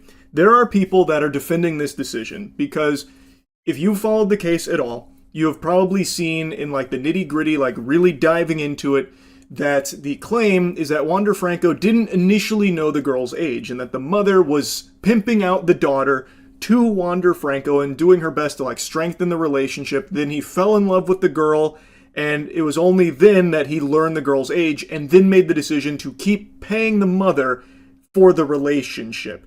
Thus, that's where the extortion claims are coming from, which you're going to see in a minute when we go into it. So there are people that are coping and going to bat like a fucking white knight with a shield out to defend Wander Franco. It's fucking gross. It's a 5-yard penalty for unnecessary dick riding. It's psychopath shit. Because there are photos and videos with Wander Franco and this child, and she looks like a kid. I don't buy for a second that Wander Franco was just blindsided, shocked to learn that she was actually a minor. There is just no world where he thought that that was someone of age, that he was under the impression she was an adult that whole time, because she looks like a child. And even in this ridiculous defense of Wander Franco that they're trying to drum up, he still made the decision to keep paying the mother to keep sexually and psychologically abusing that child. That is not the actions of an innocent man who was deceived. There is no way of spinning this in any way that is fucking understandable or justifiable with anything that happened. This is heinous. It's vile. And he is not going to jail for it. You know who is going to jail, though, is the minor's mother. She was sentenced to 10 years in prison for sexually trafficking her daughter. It was revealed that she was actually taking money from Wander Franco for her daughter. So her going to the slammer isn't all that surprising. But what I didn't know is that they were only actually pursuing 5 years in jail for Wander Franco to begin with, and he's not even seeing that much. Even that would have been a slap on the wrist and an absolute fucking abortion of justice. But he's getting nothing. And the judge, Jose Antonio Nunez, considered Franco had been a victim of extortion and blackmail by the minor's mother. They are calling the guy who has sexually and psychologically abused a child a victim, by the way, of extortion and blackmail. A real head-scratching attempt from this weirdo judge to garner sympathy for Franco, playing a sad song on the world's smallest violin about him actually being the victim here. The guy who had routinely sexually and psychologically abused a minor, by the way. The judge needs to be investigated ASAP. It seems contradictory to declare criminal responsibility and at the same time exempt him from punishment. The court has granted Wander Franco a judicial pardon due to the particular circumstances that made him a material victim, but not a legal one. What kind of evil clown world are we living in where that's acceptable? Wander Franco is not a victim. He is a perpetrator. He was paying the mother to keep the daughter for his sexual and psychological abuse that he inflicted upon her. Clearly, the mother is no angel either. She's not a saint and deserves to be in jail. What she has done is abhorrent. And apparently is something that has happened in the past where, like, mothers were raising children to try and sell to, like, sports stars. This whole case has been fucking disgusting to learn about. So obviously the mother needs to be punished as well. But Wander Franco is not a victim of anything. He didn't need to be paying this mother to have access to a child that he could psychologically and sexually abuse. That was entirely avoidable. It's not like he was backed into a corner and had to do these unforgivable actions. And I can't believe they're letting him get away with it because the mother also happened to be a monster too. Also, it's worth mentioning there are contradictory stories about what the mother is facing the 10 years for. Some are claiming it's because of her role in trafficking her daughter, while others are saying it's actually for the money laundering when it came to, like, the payments she was receiving. I've seen multiple articles say the trafficking is the 10 years, and then multiple articles say, no, it's actually the money laundering. Either way, the mother is clearly a monster too, but I don't know definitively which of those things she's going to jail for. It should be for the trafficking, and she shouldn't see the light of day again, regardless. I don't know why they would go for the money laundering over, like, the trafficking of a child. I feel like that's the much more alarming, serious crime. And again, 10 years is not nearly enough for something like that. The judge justified the judicial pardon as a logical and legal reasoning. No, it's not. And there's no amount of blabbering that could ever make it logical or acceptable. But he probably said that as he was fanning his fucking sweaty forehead with $100 bills that he was probably taking under the table from Wander Franco. Allegedly. That's just me spitballing, because that's the only thing that would make sense for how this happened. Thank God for everything, Franco expressed as he effusively embraced his mother, Nancy, and other family members who accompanied him to court. I don't know why you're thanking God. You're going to hell, man. The only one he should be thanking is fucking Saul Goodman and whatever other slimy ghouls on his team were helping him shuffle tons and tons of money to these corrupt, powerful people over there for this unfortunate, disgusting, deplorable, despicable injustice. Potentially. I mean, that's just a tinfoil hat conspiracy. I'm not directly accusing him of bribery, but in my opinion, that's the only thing that would explain how this just happened. All I know for sure is he is not a man of God, and I don't know why he's pretending to be, and he's going to hell. Franco was arrested in January 2024 after being accused of having a 4-month relationship with a girl who was 14 at the time and transferring thousands of dollars to her mother to consent to the illegal relationship. It's so sickening. It's just corruption in broad daylight. He gets away with it because he's rich.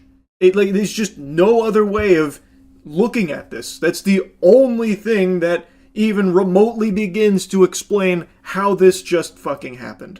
There is no justice to be found here. Even the mother getting 10 years is not enough for her role in this. But Wander Franco should have been in jail for life.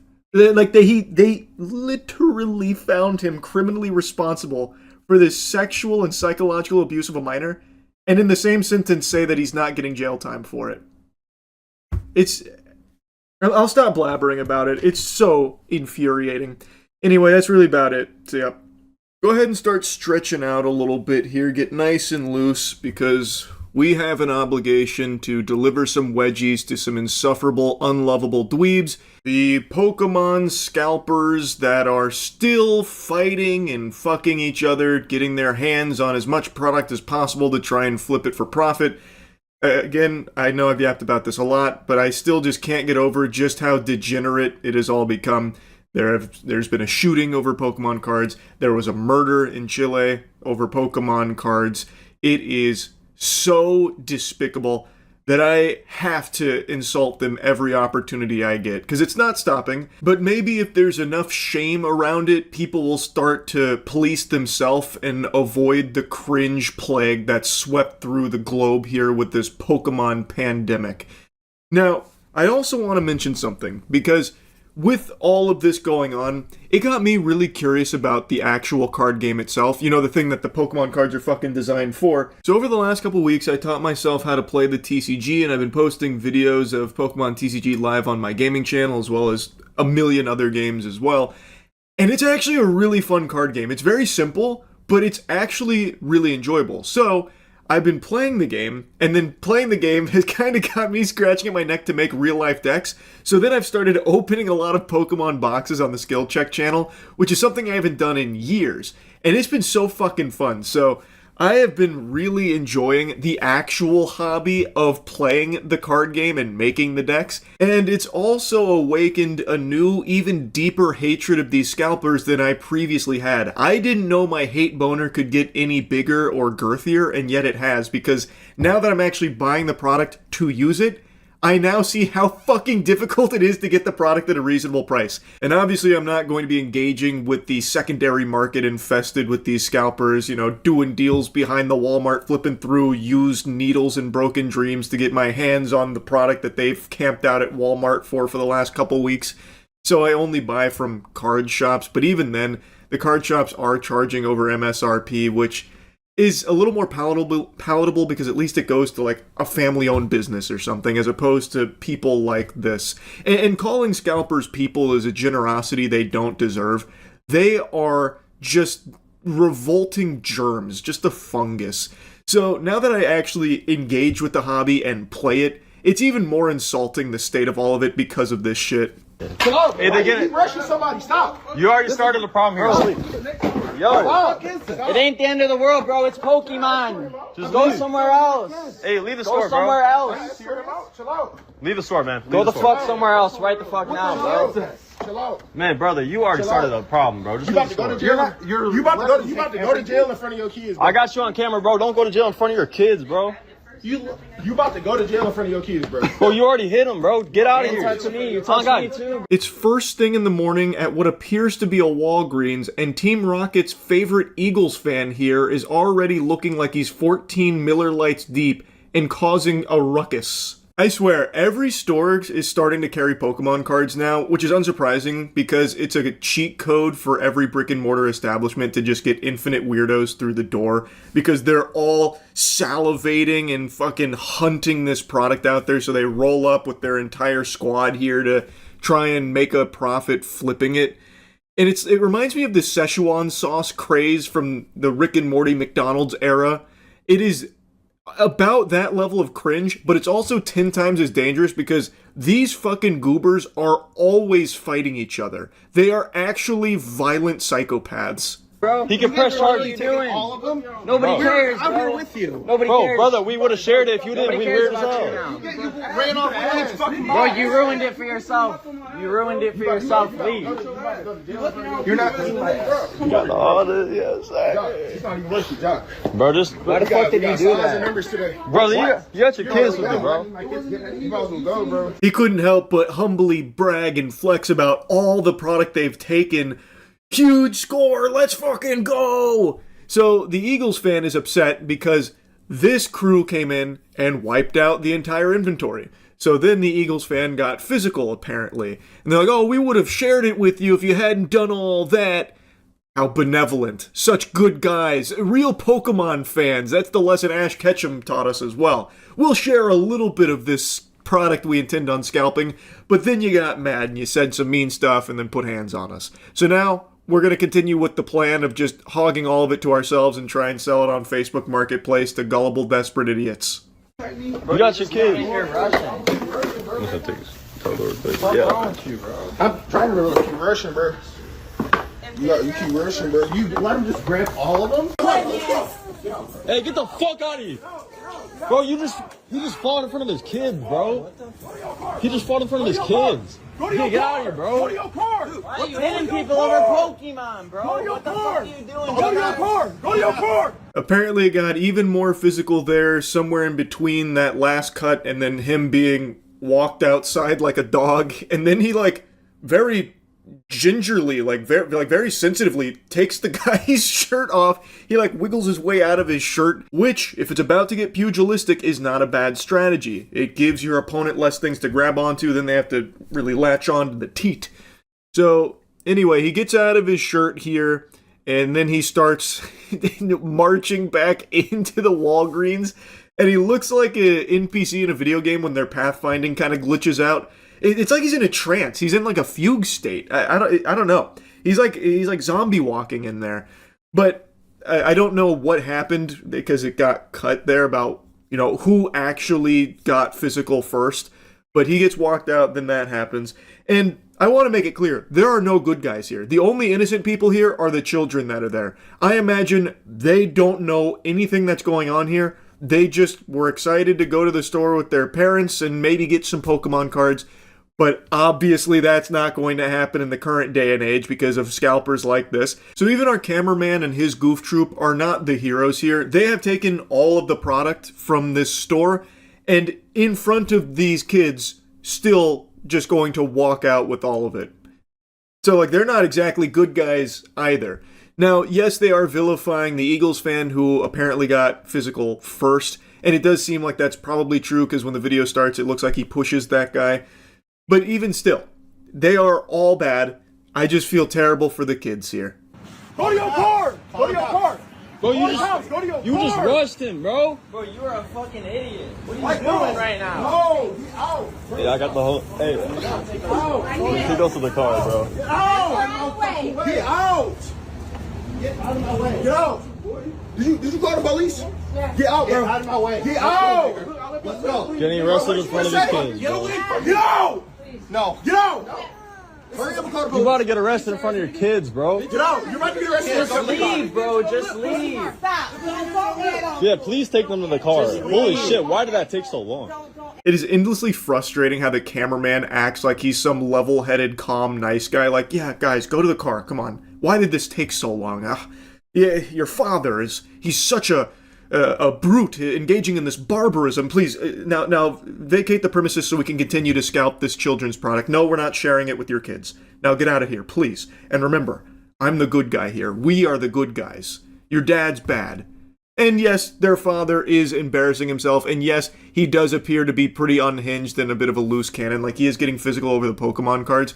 But, like, it's not like his frustration isn't understandable. They went there to get some Pokemon product, presumably for their children. That would be my guess, because why else would they bring their kids there unless that's just, like, a front for their dad to try and, like, garner sympathy while he's scalping. But I would be willing to give them the benefit of the doubt that they went there to get Pokemon product as a family with their kids. And then they encounter this group of dweebs, these fucking twerps, these scalping worms, these vultures that have taken all of it, and now they get nothing. So that is extremely frustrating. It's not worth it to get into a physical altercation over it, especially when he's outnumbered seemingly like 5-1.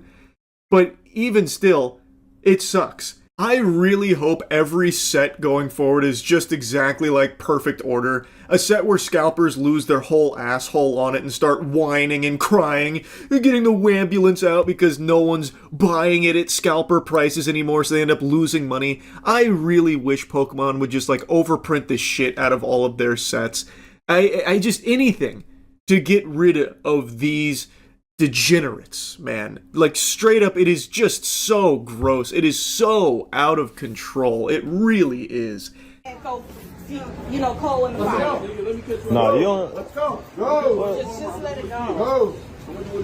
Go. Get out of the way. Go. Fight his battles. Let's go. Bro. Let's go. No, it's 2026. That's how shit works. Go. Bro. You go ahead and hit me in my shit. Shit gonna go left. Get out. That you hit me. You're about to get knocked out. Hey, I'm recording, so don't hit him. Hey, shut the fuck up. Bounce. I'm recording too, so. Find your shoes and bounce, bro. Why do you want to get knocked out right now? Walk or leave. Like, you're attacking. Get something for my kids, bro. Brother, we're all together. I promise you don't want this shit. Just leave. The police are on the way, bro. You about to get arrested. Don't come. Just leave. I don't want you to go to jail. Get the fuck out of here. Damn, that shit gonna suck when you in a holding cell. The fuck? What the? Didn't even notice it till it was pointed out there. He is actually missing his shoes.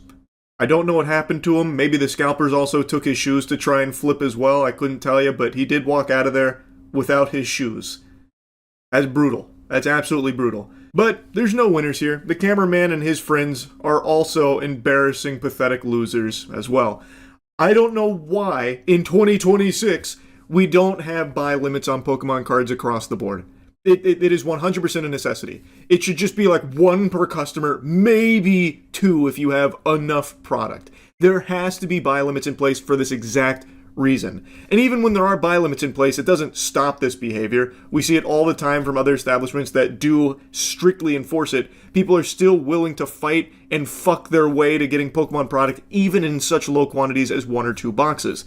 Such as the next video I'm about to show you where there are buy limits in place of 1 per customer and still fights break out over it. I had to mute the audio to this one because the uploader put the Pokemon theme song to it, and I'm pretty sure that's a big no-no.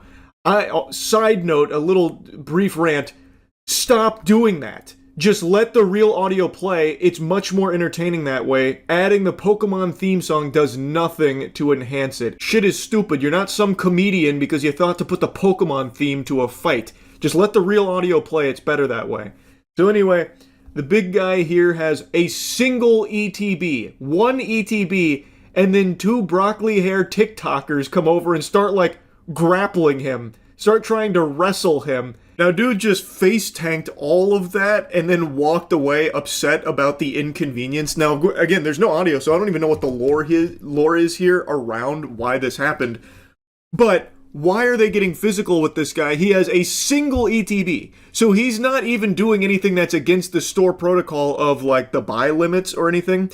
Now, maybe he cut in line, and if that is the case, he's a douchebag for it, but he also didn't, like, take away everyone else's product. He had a single ETB from what I can tell, and it didn't look like there was anything in his cart.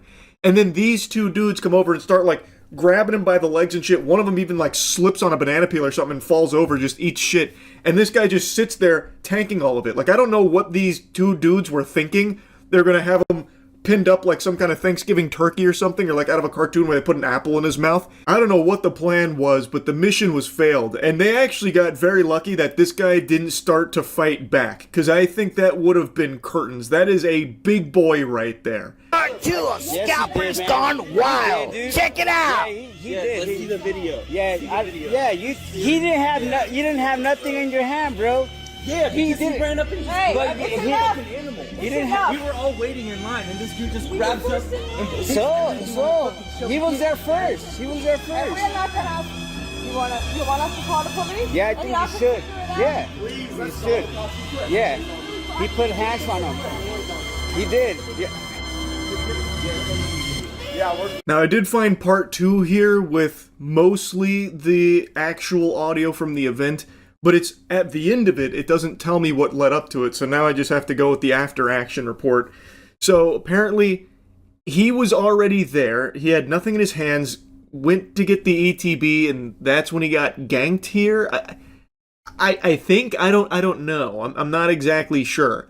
Because there's 2 different stories going on. One where he was like first in line, waited in line, then got the ETB, then got grappled from behind here, and then one where someone's saying like he put hands on them, I think, but we can see like the whole interaction. It doesn't seem like he did unless he like pushed by them to get there, which again I don't know because we don't have the fucking original audio in the first part. But anyway, from what is seen and from what I can piece together after the fact, the guy waited in the line and then ended up with one ETB and then got ganked. That's what it seems like, and that's what two stories that are being told are claiming. And again, from the first part, we can see he didn't get physical with anyone. He just stood his ground while getting grappled and then trying to walk away, and then eventually does walk away. And you can even see the two grapplers there put some Pokemon boxes in their cart. More than he has, by the way.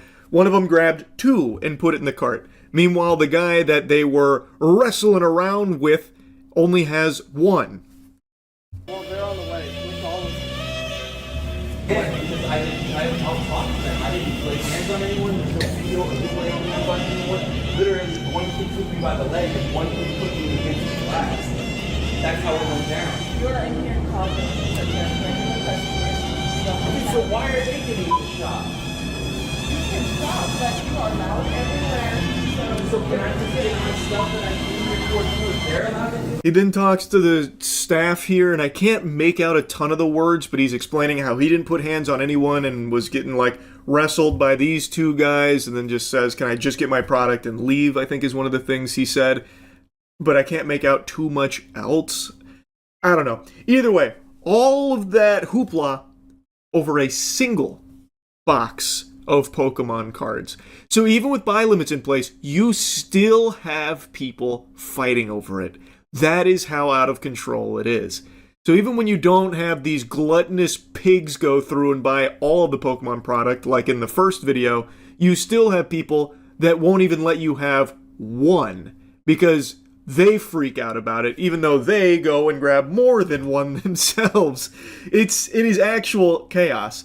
Now again, since I don't have the original audio, maybe that guy with the with the ETB was the guy that started all of it and was some insufferable asshole. It's very possible. It's fucking Pokemon cards. There's basically no good guys left there. It's all just fighting from scalpers.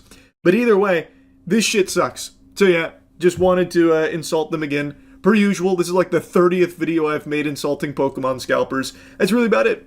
So yeah, I've watched a lot of police chases, and typically it's just the meat and potatoes. I don't usually see any of the foreplay, like what led up to it. I don't get a ton of the lore. It will often start as the chase is underway, and then they tell you what's happened to get there, like the previously on Dragon Ball Z recap, you know, like armed robbery, stolen vehicle, stuff like that. But it often neglects the world building, and it doesn't flesh out the main character. I don't get a ton of lore. But I did just watch one that I did get to learn a lot about the person who instigated the chase. His name is Ashton. And while the chase with Ashton itself was pretty standard by the book stuff, the narrative that was built up around it was something pretty fresh, and I wanted to share that experience with all of you. So Ashton and his buddies were on their motorcycles, and they were hooting and hollering, doing some wheelies on the public roads, and cops saw them do that. And obviously that's a big no-no. You can't be doing that because obvious reasons. You endanger yourself and the other people on the road if you like lose control doing shit like that. It's just dangerous. So they went for a traffic stop, and Ashton and his friend decided kick rocks, pussy, and fled. But they didn't just flee.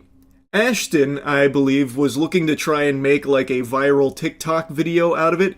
So him and his friend actually came back around and started like taunting the officers, who initially weren't really chasing them or anything. They had stopped somebody else, but they really wanted to do everything they could to goad them into a chase. So they came back like circling around in the intersection like fucking clout obsessed goblin sharks, and then eventually the police do engage in a chase. And spoiler alert, it doesn't go super well for Ashton, and he ends up looking like a whiny, pathetic little bitch at the end. But I found it really interesting, and I got like invested in this chase because I did get a whole story with it. And Ashton is a really unlikable guy because he's the one and his friend are the ones that instigated this chase and escalated it to a point where it became dangerous for all of the innocent people on the road, and themselves as well, obviously. And they knowingly did it on purpose, not to try and, like, desperately save themselves, but because they were looking to make a really hype YouTube video about being chased by the cops, the fuzz is on our ass, but we outran them, that type of thing. At least that's what I believe they were trying to do here. I think that comes across pretty clear in the footage from Ashton's GoPro. And I think it's really cringe. Oh, it was. It was this. Cocky teen's brilliant escape plan ruins his life in minutes. Is this AI, or does he actually have the license plate that says will run? That's gotta be an AI. Or Photoshop. No, it's actually real. Performing stunts on a busy road. He initiates a traffic stop, but he doesn't realize they have no intention of cooperating. Especially one team who will do anything to flaunt his stunts right in front of them. I hate that shit. It's not even cool, it's just cringe. Will run. Alright, tough guy. Right in front of them. Come on! Get back again to try and talk us a little bit more.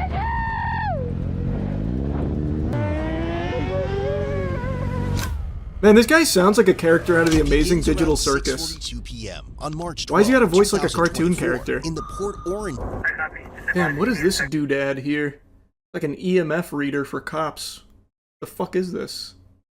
I haven't seen that before. Soon the three bikes come to a stop at a traffic signal. The 12F from a beach unit last week, so I was just trying to see if I can get him to park on. Just ask him nicely to park. The plate on a He's just bike goofing around with that will license run. plate. The teen riding that bike is 19-year-old Ashton. And just like Hi, before, Ashton. he has no intention of stopping, already setting his plan in motion the moment he realizes the sergeant is following them. But Ashton and another biker quickly sense the sergeant's intentions and take off before he can stop them, leaving the third rider behind. Bye, friends.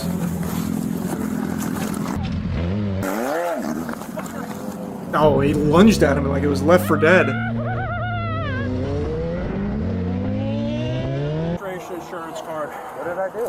I watched you do a wheelie on Dunlawton. What is she doing here? Is she part of this? Peanut Gallery's chiming in over here, live on the front lines. With her on the back. I got him. Who's the guy you're riding next to? I don't know them. I met up with them randomly. And we were gonna Ma'am, I'm busy. go to the gas station. Post it on YouTube if you want. Which gas station?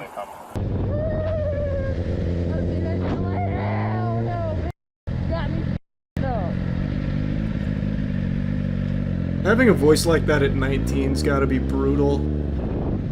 I just pulled in the wall real quick. You passed. I see you passing. I saw you. I'm catching up. Man, sounding like an animaniac.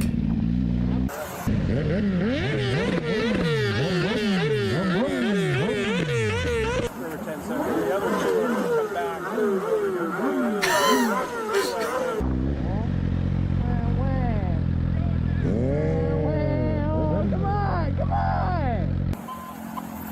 Come on! It's pretty cool! Said he's so badass. What's the cop doing getting the fucking car, dude? The cop was gonna run after him. Yeah, I don't know why he was walking towards him. The lieutenant decides to take off after Ashton and his companion. The sergeant decides to stay. Why would... What are you thinking, man? What? Fucking Bazooka Joe over here is gonna speed walk at him? What do you... Why, man? Just get in the car. Like, what are you doing? Oh, I'm gonna go yoke him off that bike. I was hoping that I could hold him back. Yoke him off that bike? Is that even an express? What does yoking someone off mean? I'm gonna stroke him a Millie ticket. Oh, I would 100%. 1166 with her on the back. Kidding me?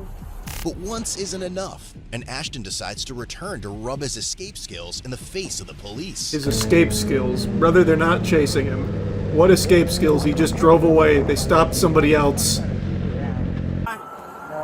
I promise you.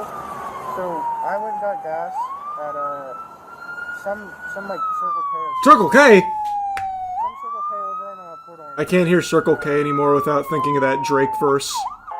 Running out of sodas, I might walk to Circle K by myself. While units desperately hit the gas to catch up with the lieutenant already in pursuit of Ashton, the teen appears more thrilled by the chase than anything else, weaving dangerous. This used to be popular content on YouTube. I see a lot of people saying this is the result of TikTok. It's not. I feel like a lot of people forgot that a long time ago on YouTube, there was an entire community of people that would get on their bikes and instigate cop chases. Like, the most notable was Ghost Rider. Forgot the numbers, but it was Ghost Rider and then some numbers. This has been around for decades. This isn't anything new. It's not. This is not like a point and blame TikTok type of thing. Just because this guy has like TikTok voice, it's not the result of that. And putting the lives of others on the road at risk. I'm like, bro, there's a cop.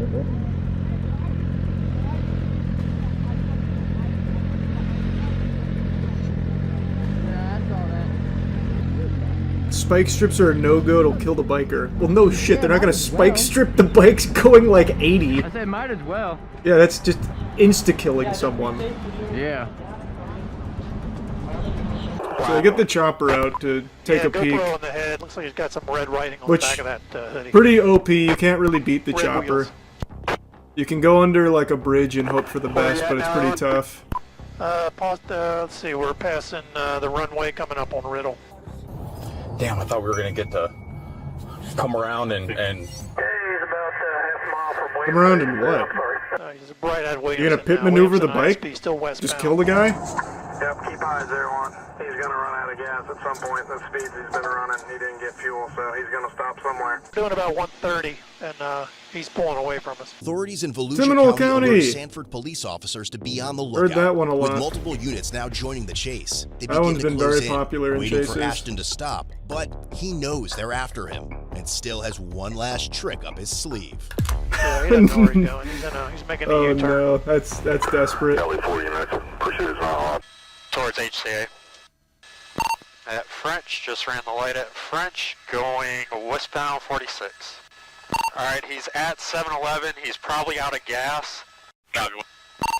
That quick? Black hoodie, get back on the bike, tan pants, black helmet, white bike, whitish gray bike. 927. Alright, somebody just tried to step out with him, he stopped at 2nd and Oak. Get off the bike! Get off the bike! Turn off the bike and get off the bike! Turn off the bike and get off the bike! I'm just a little baby boy! I'm just a baby boy! I'm just a baby boy! Stop it! Let's make a contact, one at gunpoint.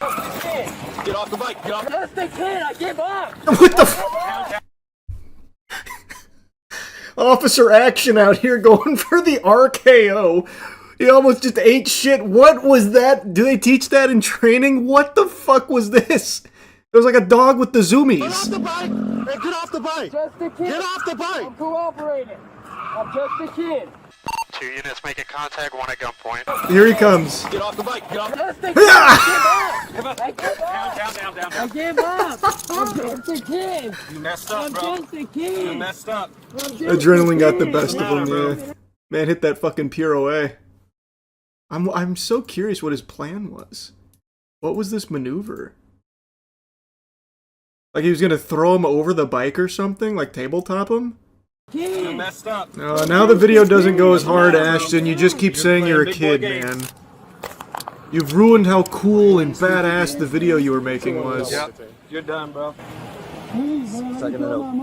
Oh, stop it, man. Now you're making it worse. You gonna call your mom? At least try and act hard. None of that. You were doing that so much earlier. That's cute. Will run. Look at that. Look at that. What's your mom gonna say about that? We'll get caught. You got a GoPro. We're gonna take that as evidence. Alert Volusia, they got one scare. Stand him up. Come on. Sorry, put your legs in. No, not really. Just a kid. So, I'm just a kid. I'm just a kid. now you make everything worse. So now you're going to jail on multiple counties, multiple felonies. Oh, fucking Goober's getting cooked, bro. Thank God you are still standing here, not dead. How are you? What did she say about the tag? What was that? What did she say about the tag? I don't know if you've ever seen it or not. So. I bet she's proud though, bro. putting this in his pocket. This was pretty awesome, man. Yeah, he's recording the whole thing. Yeah, I took it off so we could submit it for evidence. Hey, news. Your son and another motorcyclist that was with him decided to ride back from wherever they had fled to into the intersection of Williamson and International Speedway Boulevard, doing circles in the intersection, taunting us to come chase them. Okay. He then fled. And is that a crime to have fun with the police? Well, it's all on video. Okay. Since when can we not have a little bit of Another deputy sport? tried to stop him because they located him at Buc-ee's in the parking lot. He fled from that lieutenant. And eventually the helicopter got on top of him, and he decided to drive over I-4 at over 130 miles an hour. That's the speed Blowing limit. through red lights, in and out of traffic. Red lights are more of a And lo suggestion. and behold, he ends up over here where I-4? I-4, he But there's not red lights. So. Okay, let's stop. But you're just saying around. He's running red lights all night. Okay. basically, he fled. You know where the speedway is? Shit, she's a lawyer. She's good. She's good. She got him. And he was blowing through all the red lights. And once he got, if you take Speedway towards this direction, it merges onto I-4. Then he got on I-4, and he did basically what the max speed of the bike was because he was outrunning our helicopter. Okay, but do you think he was just scared and trying to just No, I think he's get home? stupid. Because I don't. No, I think he's stupid. Live here, he doesn't. Why would he know. come back and do wheelies? Ma'am, he's fleeing the police. You're trying to make excuses for him. He's being stupid tonight. He's lucky he didn't That doesn't kill sound like he's himself not or somebody stupid else. though. I agree with But that. he's not If this is stupid. what happened, I agree. If this is yes. what it's all on But video. I don't believe necessarily. He's been videoing it with his damn GoPros. Going around, I believe that he was probably scared and just wanted to. So he was so Damn, scared she's that he decided good. to do circles in the middle of International Speedway Boulevard, taunting us to come chase him. Question, ma'am. Why do you think he has a tag on his vehicle that says "Will Run"? Because it was bike week and it was a joke. Okay, I know you've been a driver and a motorist for quite some time, right? You know you're not supposed to have any other tag other than what's registered on your vehicle. This isn't a joke, and I will tell you, for people like him, it's a culture. This is what they do. They post on YouTube of running from the car. Wow, wait, this guy knows ball. He's 100% right. That's exactly what I was talking about, like with Ghost Rider. Wow, this guy kind of knows his shit, huh? It wasn't just being stupid. This guy's 100% right. It is for his videos. Like, that is entirely the whole reason he did it. This guy's right. I mean, it is stupid, but it's not just because he's a fucking idiot. It's because he's obsessed with clout. He yoked him. That's what the cop was doing. Oh, that maneuver over the bike, that was the yoke? Damn, they gotta keep that one in the lab. They gotta workshop it. So what'd they get him with? Wow. That hair goes crazy. Fleeing, attempting to elude ×3, possession of a counterfeited license plate, over-the-line possession of counterfeit license plate, counterfeit motor vehicle registration, misdemeanor, resisting obstructing an officer, reckless driving, and altering license plate validation sticker. His total bond for both cases is Damn. $199,100. That's nothing though, because the awesome video that he filmed will easily pay for that off the AdSense. As long as he cuts out the ending with the whole, like, spamming I'm a kid stuff. $50. Eventually, he was found guilty. Oh! 4 counts of fleeing, attempting to elude, and counterfeit motor vehicle registration. The remaining charges were dismissed. Ultimately, he was sentenced to 6 months in jail, 48 months probation, 2 years driver's license revocation, and community service. Damn, Ashton. But how epic was that experience though, huh, brother? Not having license for 2 years in Florida must suck. Bro, that's just more of a suggestion. Him not having a license isn't gonna do shit. He's 1000% driving right now. Do you think he'll post the video? Like his GoPro POV? I guarantee you he already has somewhere. There's no doubt in my mind he has. No, it's not. A new batch of declassified UAP files have hit the mainstream, and it is a certified moment. Nothing irrefutable, nothing concrete, nothing even overly interesting, just the same old grainy footage of some weirdness in the sky and no further information about anything extraterrestrial or anything like inexplicable, just more moments. It genuinely does feel like a really flimsy, puny attempt at distracting the American public with this stuff. Aliens, UFOs, look at all this! But it doesn't really work, considering especially how lame and uninteresting the files that they're releasing are, especially with like the wave of hype they always try to drum up around it, and then what you get is what you're about to see in a moment here. Just so underwhelming. But being the preeminent expert of all things alien, I gotta keep my finger on the pulse of it, so I keep diving into the cesspool, into Weenie Hut Jr. here of alien and UFO information, and it is just as lackluster as you could imagine. Fucking Christy Noem's husband's big fat titties, his fake honkers, those ample melons offered more interesting phenomena than anything that the government has declassified here in regards to aliens and UFOs. You do the UFO files yet? Second batch. Real interesting videos. I have no faith in it. My voice even cracked there. 2 hours ago, they just released the new batch. This is big. This is big. What are the highlights? I don't even know why I'm looking here. I'm going right to the experts on the UFOs subreddit. My favorite clip of this, does the shadow help with the scale?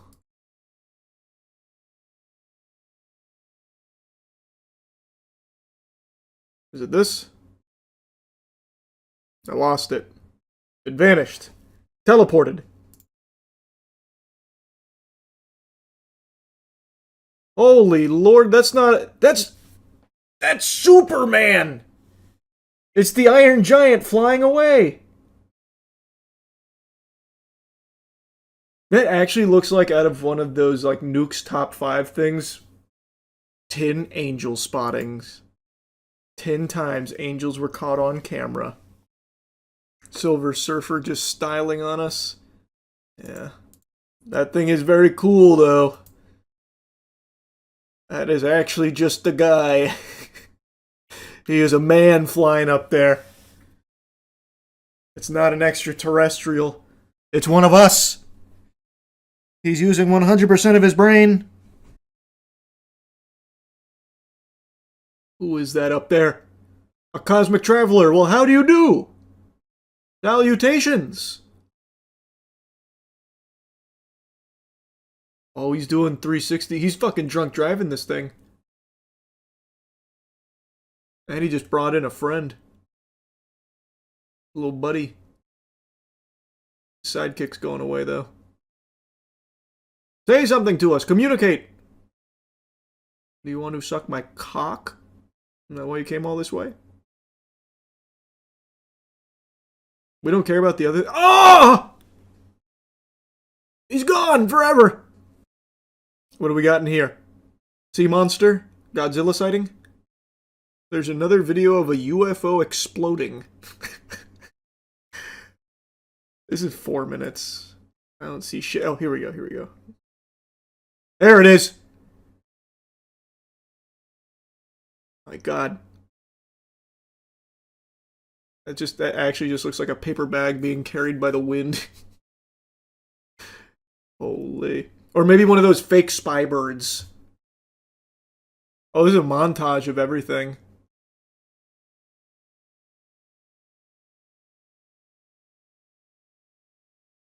Oh, it's going supernova! It's giving us a light show! I think that's just a germ. Oh, God, oh, Jesus!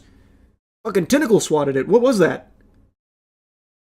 Oh, I got it in the crosshairs. Blast him! Got the AC-130 on him.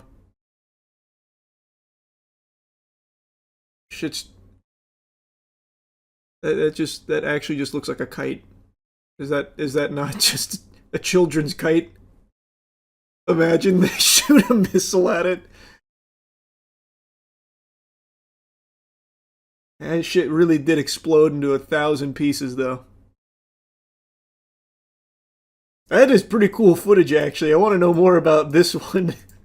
What blew it up? It looks like someone went up there and hit it with a baseball bat. Doesn't even look like an explosion. It's like a piñata, and someone goes up and hits it. Or maybe it hit like an electrical line or something and blew up. Because it didn't look like it was that high. Where's the story on that one? Oh, he's calling it the Deep State Classic. One lawmaker who has long called for UAP transparency isn't starstruck by the releases. The stuff they're dropping right now is just, I mean, this is the Deep State Classic. You know, they won't show y'all some of the stuff that we've seen. They're going to show stuff that is easily identifiable. True. I mean, he's 1000% right. He is correct. This one's pretty cool. I like this one.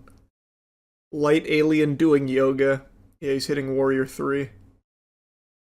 Wow, even the UFO subreddit's kind of turning on them. They hyped the second UFO disclosure like it was finally going to change everything, but after going through the videos and photos, it honestly feels like more of the same. Blurry dots, grainy lights, vague shapes, and zero definitive proof. At this point, are we actually getting transparency or just endless recycled mystery content? Curious what everyone else thinks. I mean, the UFO subreddit has always been pretty level-headed about this stuff. I can't tell if you're being sarcastic or not, but unironically, the UFO subreddit has, more often than not, been on the skeptical side of things, which I've always appreciated, except for one case, the fucking Booga Sphere. For some reason, that one, I don't remember if it was UFOs or r/UFO, I can't remember which one it was, but for some reason that one lit Reddit, the subreddits up on fire. And that was the most baloney one. The fucking Booga Sphere. Tin can. Not even a tin can. It was literally like a fucking colander. 2 colanders glued together looking like a soccer ball. And then the dude ends up getting it, setting it on his bed next to him on a blanket with his nipples out. No, they've got another batch, right? I think they're still doing another big UFO disclosure batch. I think there's one more on the docket. But it's going to be more of the same garbage, I think. I don't believe they're going to show anything groundbreaking or anything like actually definitive. It's not coming. It's going to be more of this garbage. But at least this guy's having fun. I would prefer they bring out more papier-mâché aliens like the Mexican ones. That's true. That was really good. I really appreciated that one. That was good stuff. We do need more of that. They're still fucking wheeling those bastards out too, by the way. Didn't they just do another one like 6 months ago? This guy was a royal too. Shit. That's gonna cause a cosmic incident. This is so stupid. So stupid, brother! These are aliens! Irrefutable proof right in front of your face and you can't accept it, calling it stupid. Short-sighted fool. Type of shit Nathan Drake comes across. Perhaps. I like how they keep dressing them up. There's so many of these. This one must have been the queen. You don't care. And I know you don't care. You shouldn't care. And yet, even with that knowledge, I can't help but yap about this piece of garbage that I just watched. Passenger. So, this was a horror movie that when the trailer dropped, people were glazing. I remember in streams, people were saying like, oh, you need to check out the Passenger trailer. It looks like a really unique, fun horror movie. And I watched it and I was like, it looks pretty generic, but alright. I watch basically every new movie that comes out, so I was going to see it no matter what. And now I have, and can confirm, that it blew colossal ass. It was big booty. And I'm not surprised by it, but I feel insulted because last week I saw Obsession, which is my favorite movie of the year so far, and in general just one of my favorite horror movies now. And then I go into Passenger, which I would argue might have had more hype around it than Obsession did, and I'm served this stale load of barnacles. And nobody cares about Passenger now, because Obsession came out and the word of mouth is so strong that it's tracking to do an even stronger second weekend than its opening weekend. So now, nobody even wants to engage with Passenger, and they shouldn't. And yet, I couldn't help myself. I marched in there with my fucking Ebenezer Scrooge wrinkly looking sack, buy ticket to a fucking Passenger, and now I feel compelled to review it even though nobody cares. Oh well though, we're gonna ball anyway. Big whoop. You wanna fight about it? Let's get into the spaghetti and meatballs. Spoiler warning. I know you don't care about spoilers. That's just for the one psychopath out there that actually does care. Plug their ears right now. 1000% this is a film you have seen before. Everything that happens in this film is just the standard cliche horror movie checklist, and it is unapologetic about that. It doesn't do anything well, nor does it try to do anything well. It tries to walk the same path countless other horror films have walked, doing every single trope in the book. So, the film follows two characters, a man and a woman who are now getting engaged. Yeehaw, congratulations, it's awesome, and they are now living the van life. So they're traveling around in their van, and one night on the road, they encounter some loose cannon, some unhinged guy who's, zooming around and honking and hollering, and he's a real wacko. And it turns out that that guy is from the opening sequence, which the opening sequence is what the trailer really sat on and hooked a lot of people with, which is two dudes in one car, not reminiscent of Two Girls, One Cup, a lot less poop, but much more cringe here in this movie, and they basically encounter some creepy, scary guy in the woods who kills them. And the scene is, that opening sequence is actually probably the strongest part of the film. Like, it's really not bad. So I see why people really bought into it as a concept and thinking that it could be good, but the movie is not. That is just its best scene. So anyway, the main couple, they're driving in their van through this area, and the dude from the opening sequence is still like trying to escape as he's being hunted by the passenger. It's a demonic entity that's been around since the beginning of time. A demonic highwayman that kills and torments his victims. He has them seeing things that aren't real. He can fling them around with his telekinesis like he's fucking Jean Grey. Everything you have ever seen in every horror movie ever is what you experience here. They pull over to help that man, and in doing so, they get marked by the passenger. So then the passenger is basically hitchhiking a ride in their van as they go about their life traveling around, and he scares the woman a lot. Like, he even comes up behind her and like starts choking her, but then she hits him with St. Christopher necklace that her fiance had put there to protect them on their travels. And he's like, ow, burn, and he leaves, and then there's more jump scares. There's tons and tons of jump scares. All of them are so lazy and half-assed, it is just yawn. It is eye-rolling. They solely rely on jump scares, and yet they are terrible at executing them. I don't even know where to even go with this review, because there's so little to actually talk about it. So, she realized things are cattywampus, probably because she's been attacked by some fucking demonic entity who looks just like a, crackhead. It's a really stupid design for the guy. He doesn't look scary. He just looks silly. And he's not intimidating or anything. He's just silly. And he does every dumb horror villain thing where he, toys with them. So, for example, they're watching a movie in the woods, and then he interrupts their film by putting his head into the projector screen, and then he disappears when he pulls the thing down, and then he starts banging on their van, and it turns out the guy left the keys outside, which means you would think that the passenger would just kill him there, but he doesn't. Instead, he starts jingling the keys and then puts the keys on a tree and lets them get it so they can get away. He's really enjoying it.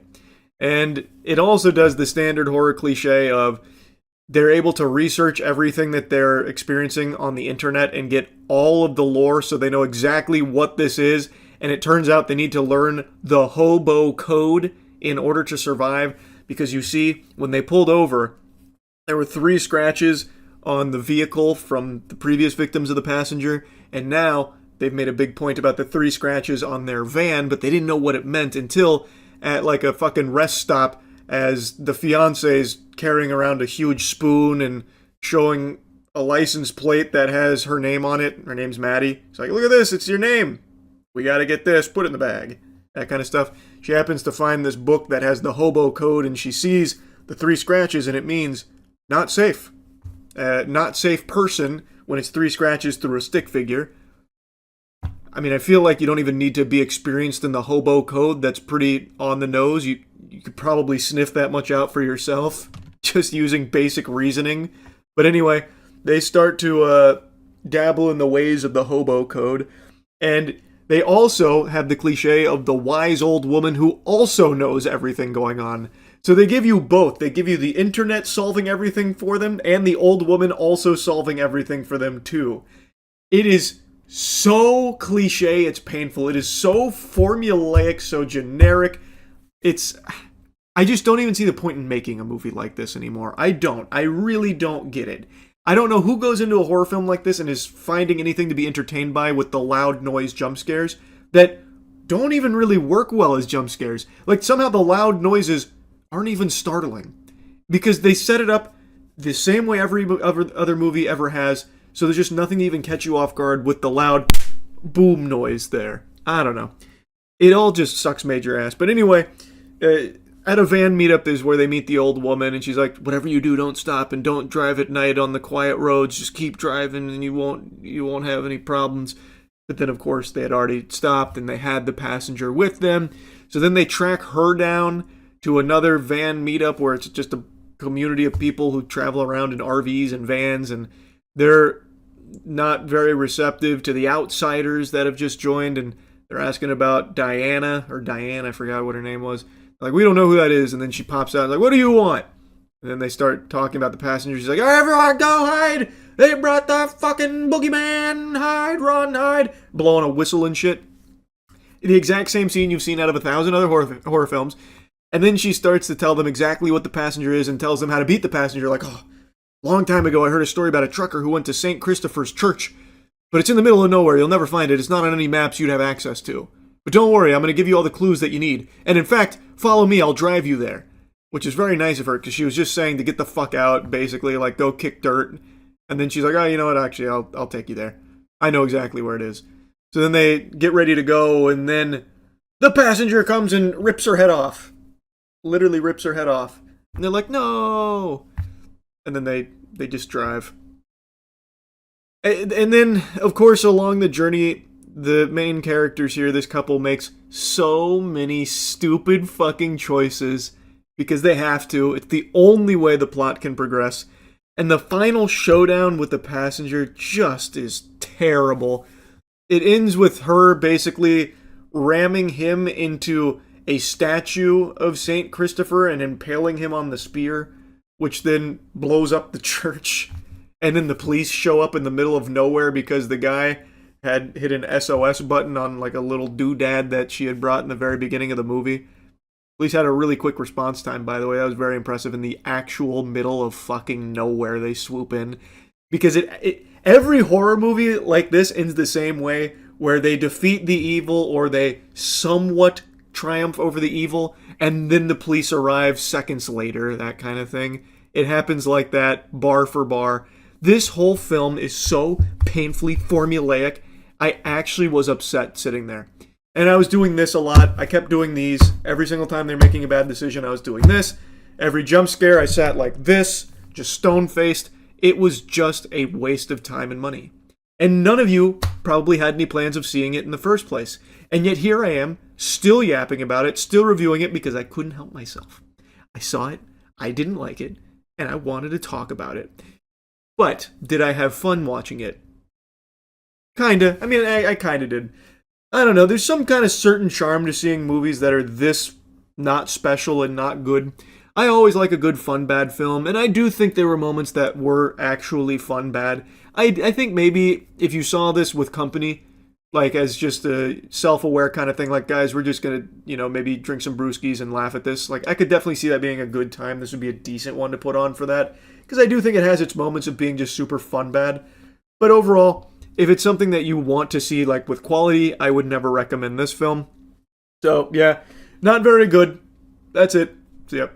5 a.m. I've been trying to sleep for a couple hours, and it's been an unsuccessful endeavor, so decided I'd come over here and start blabbering about something that I still find to be pretty wacky.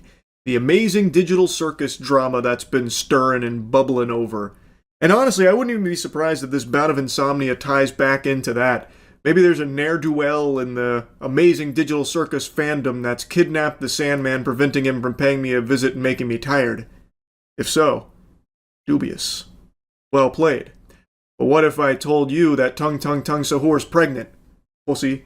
Now, being fully open and honest here, cheeks fully spread, I am not the biggest fan of the amazing digital circus. I understand why people like it so much. I get it. It's just not my cup of tea. It's not my favorite glitch production.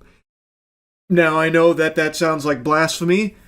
I wasn't aware of just how rabid the fandom was until I learned about this. I still don't believe it's as, like, aggressively toxic as a lot of people paint it as, but I'm starting to see why it has a bit of a bad reputation. AOL has an article. That's great. AOL. America Online has got a nice little write-up about it. Why did that happen? Why does that keep happening? Unfortunately, leaked footage of the entire film and its Brazilian dub have emerged online the past few days. The finale to the web series has faced controversy for not having a simultaneous release in theaters and on YouTube and Netflix, though this timed release schedule is crucial for bringing fans who would normally watch the series on the internet into seats at the cinema. Responds to the leaks on Blue Sky, writing, I haven't seen what the leaks even are, but I'm going to guess probably not. And since deleted posts where she replies, who cares? The animator later apologized on the platform, stating, I know people are upset with my response, which is fine, but I kind of just wanted to make a cartoon, and it ended up being way more trouble than it's worth. Oh man, not a fan of what the fan base has become, it sounds like. Admits that she can't keep my heart in this thing anymore, and it's gotten too much bigger than me, and I probably shouldn't be the figurehead of it. That's sad. The entire episode got uploaded on Reddit 3 days ago. Yeah, everything leaks now. That's just the way it goes, unfortunately. I don't see what's wrong with her response. Who cares? I don't see what's so bad about that.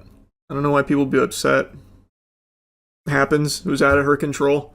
All she can do now is just be like, alright, there it is. From what I understand, that's the whole thing. So, it leaked online, which people were upset about, but a not small number of people weren't upset about, like, the leakers doing it. They were upset at the creator for her attitude around it, which that boggles my noodle, because her attitude, I think, is fine. To just be like, okay, you know what? Who cares? You can't put the toothpaste back in the tube now. Like, I think that's far more respectable than had she just, flipped the table over and started fee-fi-fo-fumming around all upset and angry about it. Like, I really don't see why that would be like a controversial stance from her. Maybe it was the next part where it seems like she's pretty tired of the fan base that her work has accumulated. And I feel like she's totally fine to have that perspective, especially considering that her biggest work has now leaked and she's getting attacked for it by the fan base. Fucking piranhas eating her alive over something she has no control over and probably isn't super thrilled about, considering it is a direct impact on her and her work. As sports fans, maybe I need to be Baker acted. Perhaps what I'm about to say is just a little wacky, but to me, it seems totally understandable why she feels the way she does about it and, like, wanting to move on from it going forward.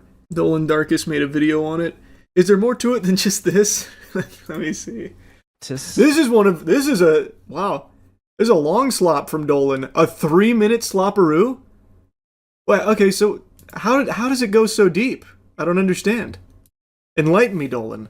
Slop Live. The amazing digital circus situation is getting out of hand. If you aren't caught up, basically the final episode is coming out soon and is meant to come to cinemas. Well, somehow the episode ended up leaking early online in a Brazilian dub, and when the creator of the show, Gooseworks, was told about this, they initially said the leaks probably weren't real, and then when they were told they were definitely real, they said, who cares? This, of course, caused a meltdown amongst the fanbase, with a lot of people saying she deserved to have it leak, and she shouldn't be acting this way about a show that she created. I love that. You shouldn't be acting this way about the thing I like that you made. I know better than you know.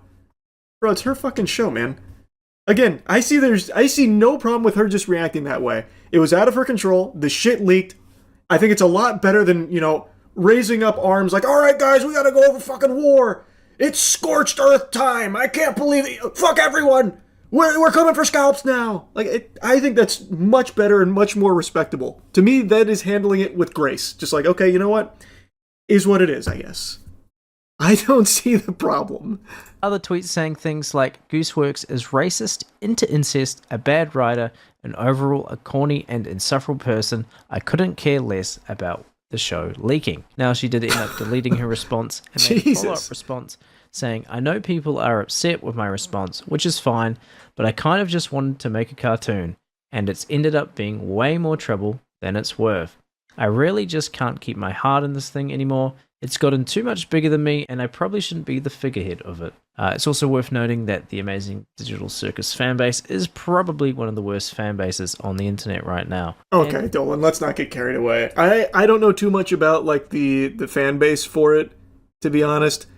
But that's baloney. I'm going to tell you right now, there ain't no way that's true. No, there's no way. Nope, I'm shutting that shit down. There is no shot.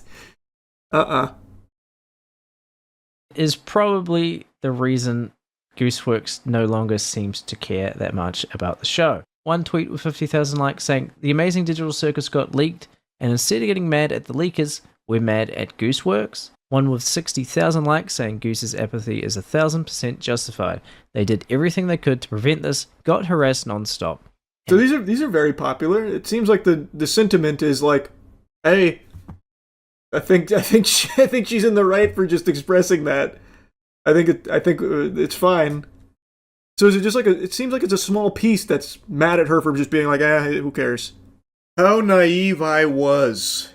It's not that small of a piece. I decided to do a little bit of looking around. A lot of people in the community there for the Amazing Digital Circus were livid. And I mean like actually steaming. There was already like drama around this because it going to theaters already made people upset, believing that it should have continued to stay free on YouTube because all the other episodes were, and by going to theaters they were now being, excommunicado from experiencing the finale unless they paid money, or maybe their theater wasn't showing it. And I yapped about that a little bit when it was going on. I can't remember how long it's in theaters for prior to going free to YouTube, but it is going to end up free on YouTube. It's just finishing it with a big spectacle is something they believed was worthwhile, especially considering they have done many episodes completely for free on YouTube. And this is a good way for them to try and make some money back on what is undoubtedly a pretty expensive production for them. So I think it makes sense. I think the exclusivity in theaters was kind of long, which was one of the big complaints. I don't remember how long. But anyway, there was already like a lot of drama around it for that. So when this happened, a lot of people were saying that this is karma. This is justifiable revenge. She deserves it for putting it in theaters, that kind of thing, which I'm going to speculate she probably wasn't the one that was trying to lobby for it in theaters. I think that decision was also probably out of her hands, but that's just me having a hunch. That's just speculation. But anyway, the point I'm making is it is not a small number of people that are expressing their anger about basically everything in regards to the finale to the Amazing Digital Circus. It's a pretty rowdy, pretty sizable bunch for a myriad of different reasons. Now, I don't know anything about the creator, so like all the stuff that they were saying about them personally, I have no fucking clue about any of that. All I know is what's available in regards to like the theater stuff when that was going on, and now this with like the leaks and how she responded to it. And I'll scream it from the mountaintops, the way she responded to the leaks I think is totally fine. There was nothing wrong with just taking the approach of, you know what, there's nothing I can do about it, so who cares? It happened anyway. This fandom genuinely deserves nothing. Another saying how Gooseworks' last few posts on social media were basically her saying she'd been pulling all-nighters to make the finale look as perfect as possible, just for it to get leaked and a bunch of people saying it either sucked or celebrating its downfall. And this is the sort of people we're dealing with. This person complaining that Gooseworks used a song by a black man covered by a white man in the ending of her show, attaching a video of people chanting white power. They're then told in the replies to not spread misinformation, as the song was actually covered by an Asian man not why. What is And their happening? response is to say, sorry for the misinfo, but whatever, the tweet still stands. Listen, guys, it was incredibly wrong. But I'm still mad. Fuck you. No, I don't think the tweet still stands at all. It's complete pandemonium out there. It's devolving into just straight gobbledygook. Like that, for example. Hey, you're wrong about this. I don't care. I need something to be mad about, so I'm staying mad. Fuck you. It's just reaching absurd levels. Like, it's just actual wackiness out the wazoo. And what's always really interesting to me is that the biggest fans of something are the ones that want to see it fail the most. And I don't know why that happens. It's such an odd phenomenon that stretches across so many things.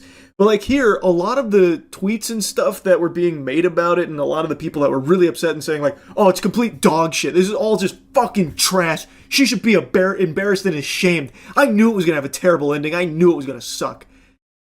And like celebrating its downfall, those same people have made their entire identity around being a fan of this show. So why are they so thrilled and filled with jubilation over like this leak and everything going on with it? Why? And it's not exclusive to just this community around this property. It's kind of like anything that develops a really big fan base. There are no bigger haters than the fans of these shows. And it just, I don't know, it doesn't compute. I don't see why, if the thing you like is getting successful, it makes you upset. You would rather see it fail. And then like are constantly rooting for its demise. The thing you really like, by the way. I don't get it. This is the sort of people that we're dealing with, just absolute morons. And I think this tweet probably sums up the whole situation, saying Gooseworks is a victim of the childish, infectious rot that is internet fandom culture, an entitled, bratty, mentally deficient, and emotionally subpar group of adult consumers that eat and eat and eat and throw a tantrum because they choked on their content. Damn, that was deep. I think another problem is that the loudest people in the fandom are all like 13 years old. And someone dug up this old tweet from Gooseworks 3 years ago saying, when this circus show comes out, I'm going to have to ask all of you to sign a waiver stating that you'll be a good fandom and not a horrendously vicious, annoying one. Rough. Otherwise, I'm going to have to make the show bad on purpose. Well, I think she has the opportunity to do one of the funniest things possible. Thanks for slopping by. Yeah, I don't know. I couldn't tell you.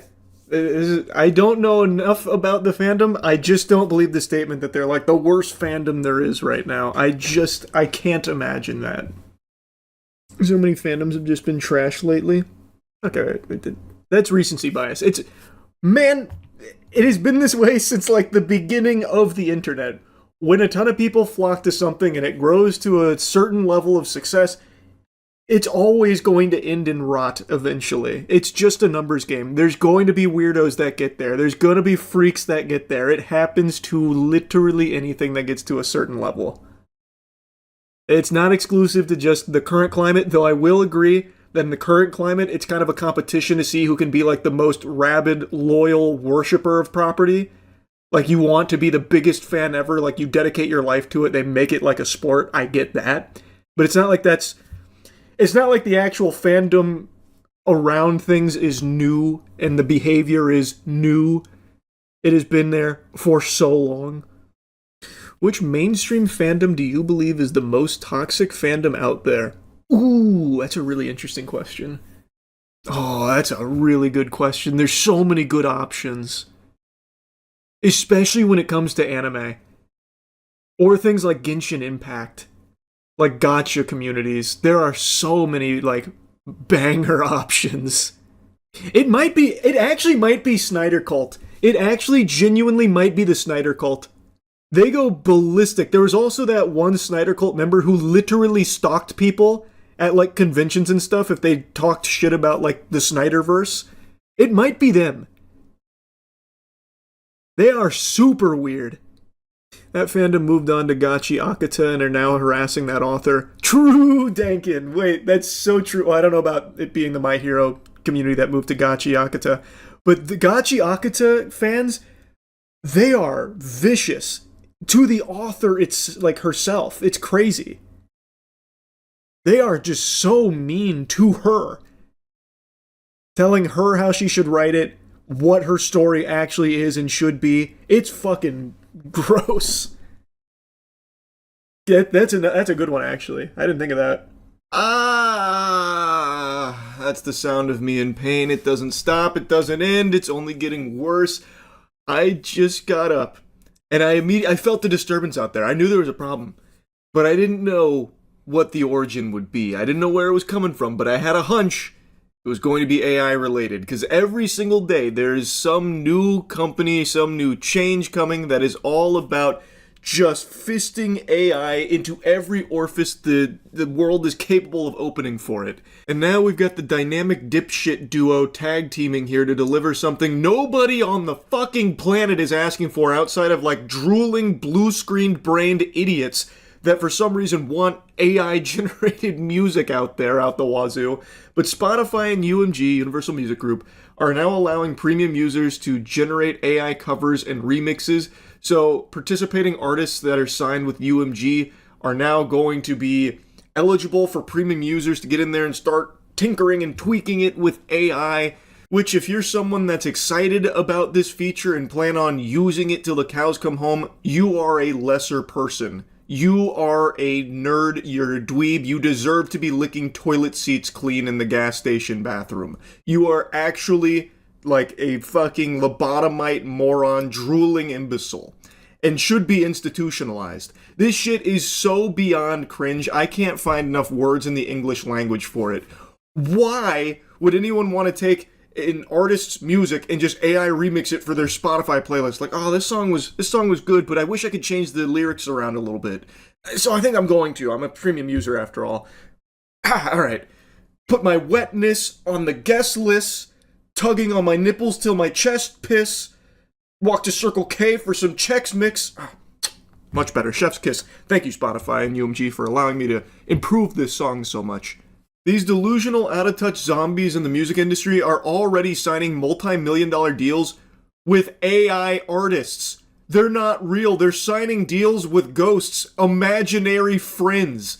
And now they're feeding you even more AI trash here by letting you take real artists' music and AI remix it. Also, the AI artists they're signing literally can't own that work. It has already been set as a legal precedent that AI-generated shit is not copyrightable. So all of the artists that are being swallowed up, gobbled up here in the music industry, these AI performers, lack of performers, they don't even own that. So you can just go and make that yourself too. They can't do anything to stop it. It is so stupid from top to bottom here, and it's only spiraling even further out of control because now they're taking real artists' music and allowing you to AI slopify it. It's fucking insulting and embarrassing.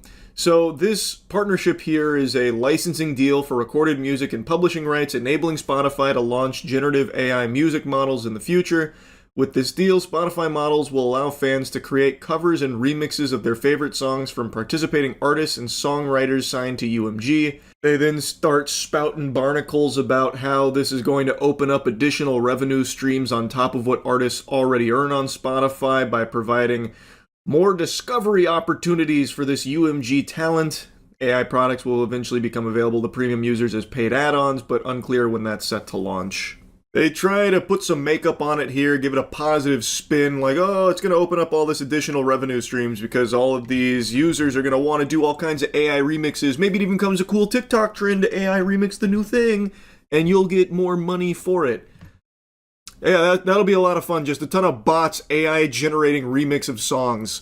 That won't go wrong. Surely that won't be exploited on Spotify in any way, shape, or form. I'm sure I don't need to dive into the spaghetti and the meatballs on why that's a bad idea and is actually just going to lead to a flood of just complete trash drowning out real music because there's going to be so much AI remixing of these songs from these probably label shills that are just going to go through and try and artificially inflate all the numbers and make the song seem more popular than it is through all of these remixes and shit.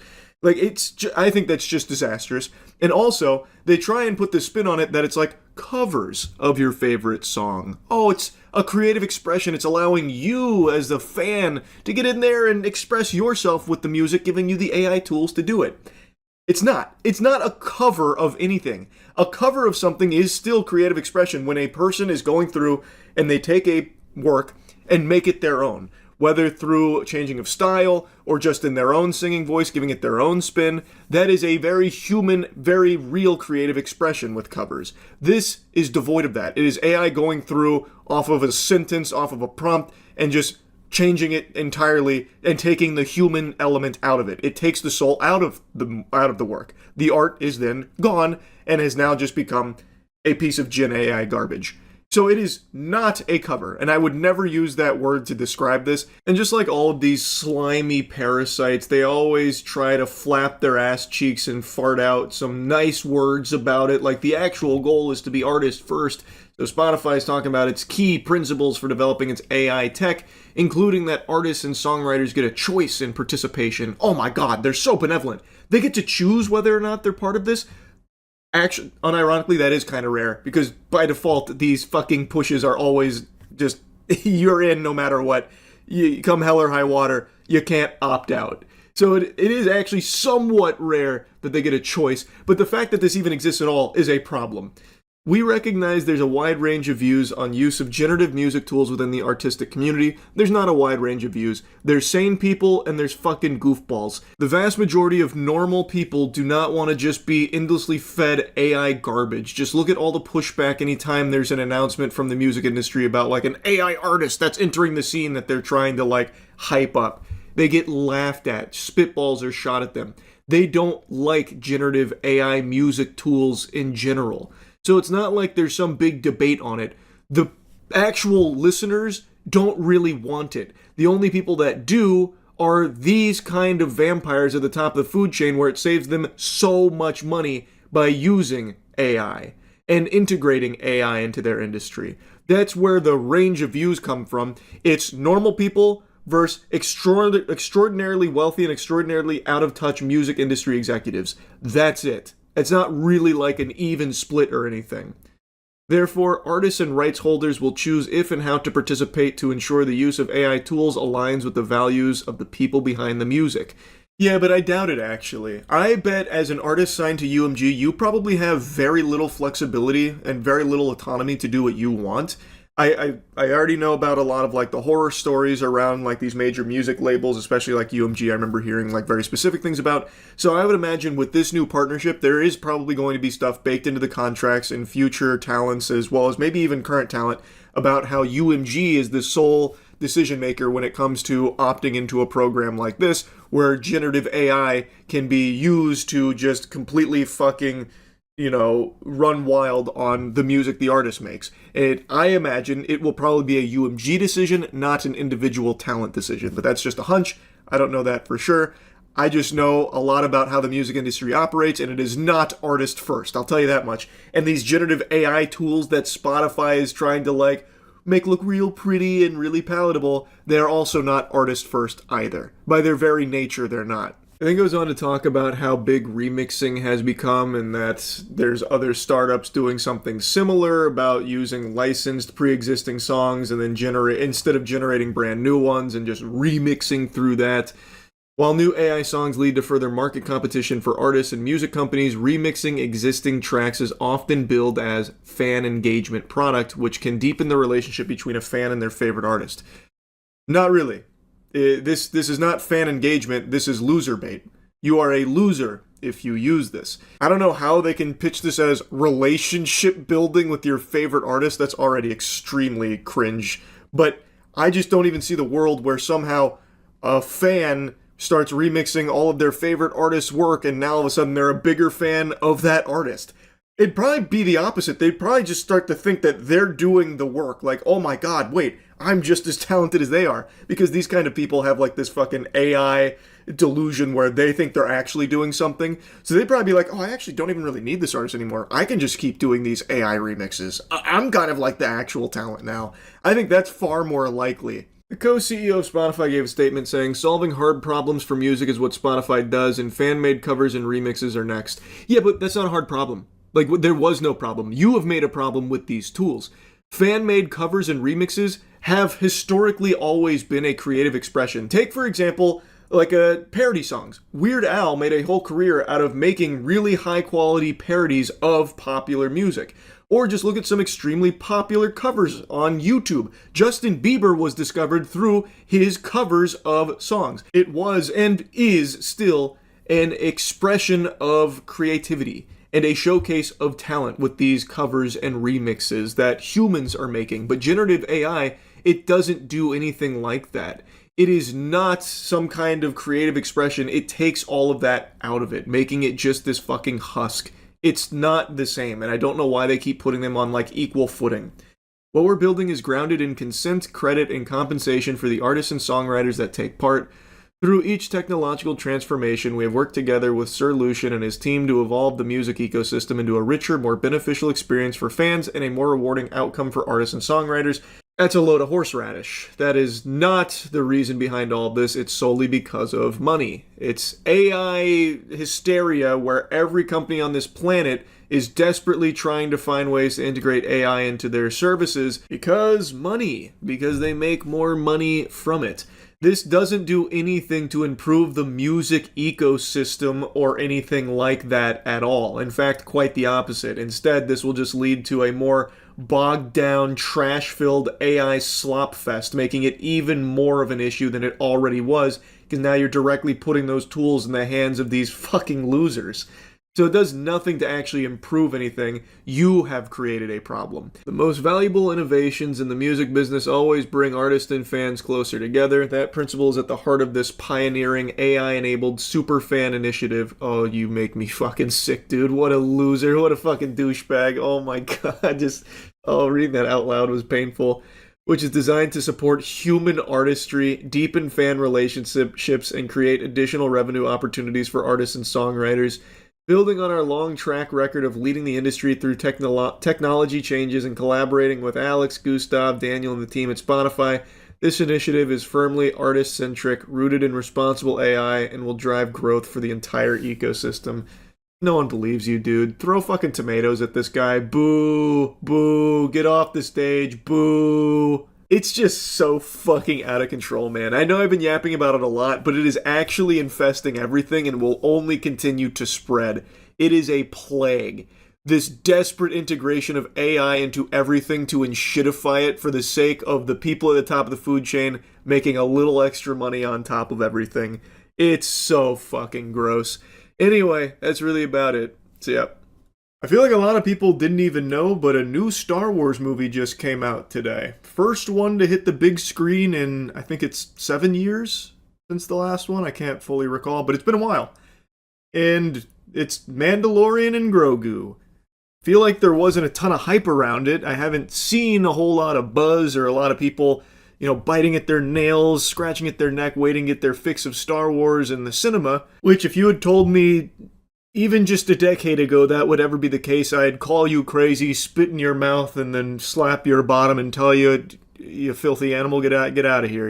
You're crazy. But here we are. A lot of people are really tuned out of Star Wars, myself included. The Mandalorian, I never even finished season 3. I just slowly lost interest in it and never finished the series. Andor, I can't stop glazing. I'm constantly just fucking gobbling the goodness that Andor has served up and preaching the gospel. But Star Wars just hasn't had a whole lot of oomph to it in a while. So I guess Mandalorian and Grogu has just been one of those things where people just didn't even really keep tabs on it. I guess we'll see how it performs in the box office, though. Anyway, I just saw it, and it's alright. I didn't dislike it as much as a lot of other people seem to. It is truly a simple adventure that you can't think hard about, because if you do, a lot of it falls apart. And really the biggest thing about it is, it doesn't feel like I watched a movie. It feels like I watched maybe 4 episodes of a Mandalorian season that were squashed together without being broken up over the course of 4 weeks. Like, I just don't feel like this justified its existence as a movie. It feels like a tiny little arc that would have unfolded episodically.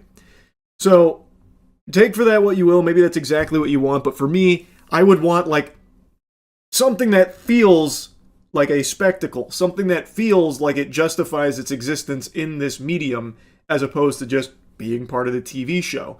And maybe that was like a strategic decision because they knew there'd be a lot more like hype around it as opposed to just being like part of season 4 of The Mandalorian or something. I don't really know. But it really does feel that way where it's just a handful of episodes. Now, something I want to make a mention of, I saw this film in something called Screen X, which I'd never heard of in my life, but it was just the most convenient time for the film, and it happened to be Screen X. It was fucking expensive. Holy Toledo. Movie tickets are already pricey, but seeing it in Screen X, wow. And the experience was cool, I guess. So what it was you have like a big screen, normal big theater screen, but the walls outside of the theater screen, like around the auditorium, are also a screen too. So it's supposed to be more immersive. So what you're seeing on screen also expands out onto the sides, but in a way where it feels like in VR, right? Where like in VR, out of your peripheral vision, you can see more of the scene playing out in front of you. That's what it was like in Screen X, where like there was more happening on the sides. Nothing important, obviously. All of that's still on the main screen. But like you could see, more of the landscape, more of like the characters idly on the side, like doing stuff or working. It was interesting. Would I ever pay that much again to go see something in Screen X? Probably not. But I do think it was a pretty, fun novelty, I suppose. It did help elevate a couple of things. Anyway, though, let's dive into a bit of the spaghetti and meatballs here. There's going to be spoilers. Spoiler warning. The Mandalorian and Grogu follows an adventure where Mandalorian is just a fucking one-man army, and he's taking scalp, and he's working with the good guys now. Sigourney Weaver's in here, but I don't even know if she knew she was in the movie. It really feels like she didn't try at all, especially at the end where she's like the hero saving the day. She delivers her lines like she's falling asleep and is actually annoyed to even be a part of the production. I don't know why they wouldn't just ask her to like maybe put a little more gusto in there, but it seemed like she didn't want to be there at all.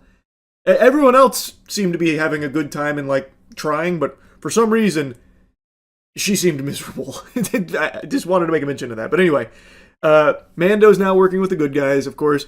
Him and Grogu are a tag team. They also have their pilot, their right-hand man, and they go out there and beat the bad guys. They're shooting and shitting, and, it's fun, actually. I like the action. There's a lot of action here, and it's good. They get a new mission. They got a new target. They've got something that they have to do with the twins, the Hutts. They are big crime syndicate. They contact the good guys, and in exchange for some information on a big ex-Imperial figure, they agree to have Mando temporarily work with them, the Hutts, to get Rada the Hutt, their nephew, the twins' nephew.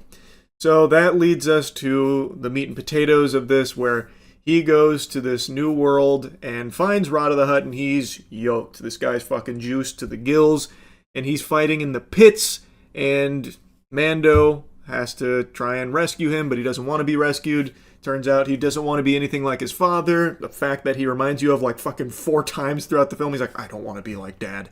I know I'm the son of Jabba the Hutt, but I hate that. And I hate him, and I'm not like him. I like when they cheer for me. Did you know they cheer for me? I like when they cheer for me. I like when they cheer for me, Mando. So no, I don't need rescuing.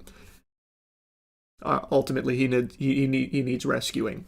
He is under contract with the target that the Hutts were going to tell the good guys about, but Mando ends up getting that information anyway.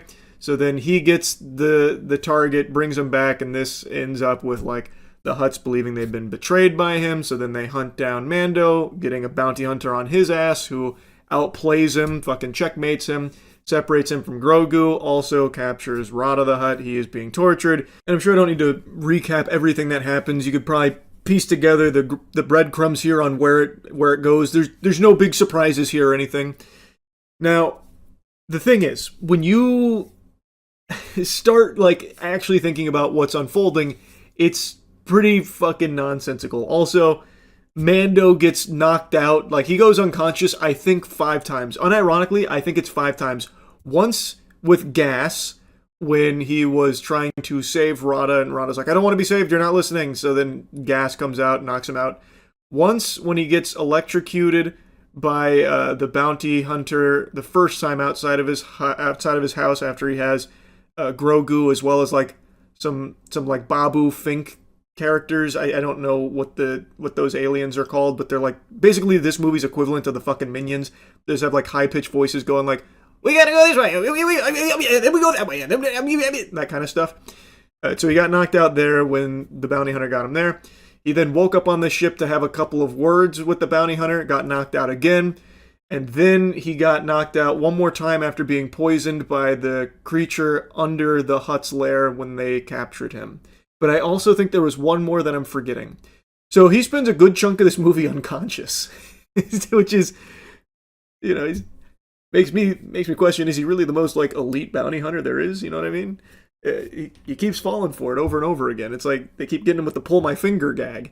Also, I just looked it up. Babu Frick. They're Anzellans or something like that. Sorry I butchered the name, but it's hard to remember every new glup shitto that's been hitting the Disney Star Wars circuit. But yeah, they get into the mega mix here because he was, you know, consulting them, commissioning them to fix a ship. Anyway, not important. Point is, when you start like actually looking at the scenes and thinking about them, it completely falls apart. For example, Grogu has the Force, and there are so many times where him using the Force would have been unbelievably helpful, but he just doesn't. He uses it to like get some food sometimes, and then at the end of the movie he gets it to like pick up Rada at a very important moment, so that was a good time to use the Force. But you also then have to ask yourself, well, why didn't he do that numerous other times when it really would have fucking put the kibosh on some problems they were experiencing? Another thing, the twins, the Hutts, they're fucking idiots. And they're not like meant to be idiots. They're supposed to be like scary, intimidating bad guys. But like when they have the Mandalorian, when they have Mando captured, they drop him into this pit with like a bunch of Aqua Soldier aliens. One thing I will be giving a big compliment to though is the amount of aliens you see. I think that's really hype. I always like seeing Star Wars when it's just throwing a bunch of cool new aliens at you, or like bringing aliens from way back in the day into the fold again. I think that's cool. It reminds you that it's more than just the same shit we've seen a million times. I like that. So that's actually a compliment I give it. Like these alien swimming guys that have spears, that was cool. Like they're space Atlanteans or whatever. Mando starts disposing of them. Then there's a giant dragon that pops out, this huge Leviathan sea snake, and for some reason, the Hutts let Mando keep all of his armor on, basically impervious armor. They let him keep that for some reason. I don't know why they're letting him stay with his full fucking loadout. They take his helmet off, which is, of course, a big no-no. That's a disgrace to Mandalorians. And then when he's dropped into the pit, he doesn't have his helmet, but then they give him his helmet. They just say, here's your reward because you entertained us. You made us go haha. So they drop his helmet in there, which obviously gives him the edge. It helps get him back on his feet and be able to fight this monster. Why did they do that? They even made a point of saying how priceless that helmet is on the black market, and presumably his armor too. Why let him keep that? Why keep doing that? And it's not like they're honorable or something. Like that's never been something expressed. Like it just made no sense. The reason is because this is the Mandalorian. He's got to have his armor. He's got to have his helmet. So they just lazily have them do that inexplicably.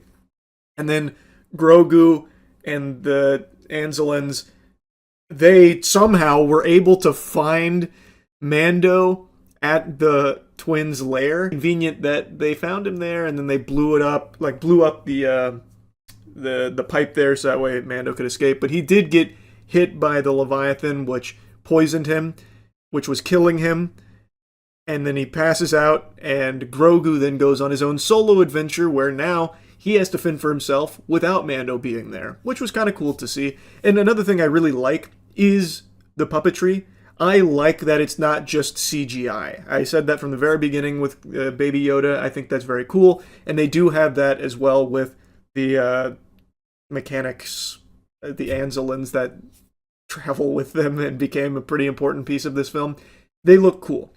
Now, when Grogu's doing his own thing, he heals, well, he closes up Mando's wound with the Force, which I didn't finish season 3. I don't know when Grogu got Force healing. Maybe it was in seasons 1 and 2 and I forgot at some point. I really don't know, but it doesn't instantly save him. It doesn't just revive him, give him the fucking chug jug or anything, which is good.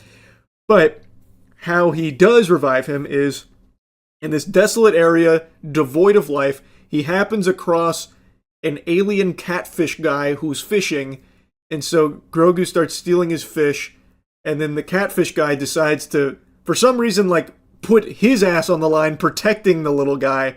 So the bounty hunter ends up at this guy's house asking about the Mandalorian and exposition dropping, just fucking lore dumping everything about what's been going on. So now this catfish alien has the whole scoop, and he's like, so he got bit by that Leviathan dragon snake thing, yeah? That's poison, he's probably going to die from it, but here, I'm going to whip him up the antidote real quick. Now, you give him this, it might be too late, but we got to try, right? So this guy, in the middle of nowhere, just happens to also have the antidote and all of the supplies needed to make it on hand, gives it to Grogu. Again, a creature he has no knowledge of at all, no reason to help or anything, and then he goes and gives it to Mando, which saves him. Like, there's plenty of things like that, where it's just so extraordinarily convenient and nonsensical how we're going from point A to point B, which I can suspend disbelief on, because this really feels like a film that was just meant to be, like, fun and nothing else. And I think if that's the goal, it did succeed. I was entertained. But there's nothing about this film that convinced me it's more than just a few episodes stitched together. I don't know. I didn't hate it. It was fine if you're willing to just go in there and not think and just have some fun watching Mando and Grogu and a couple of pals beat up some aliens, beat up some bad guys, shoot some guys, and that's really it. But I imagine a lot of people, especially like with the current state of Star Wars, were probably hoping for something with a bit more substance, because it has fallen out of like the cultural impact. Again, this is a new Star Wars film that I think a lot of people didn't even know was on the horizon. So I don't think Mando and Grogu is the one to really like bust it wide open again, like Star Wars is back, baby, or anything like that. That to me was Andor. Andor, I think, is the best Star Wars thing we've gotten in a long, long, long, long time. It is an incredible show. This is just fine if you've got a couple hours you don't mind, sitting there and watching some action and eating popcorn and going into a bit of autopilot mode for it. That's really about it. See ya.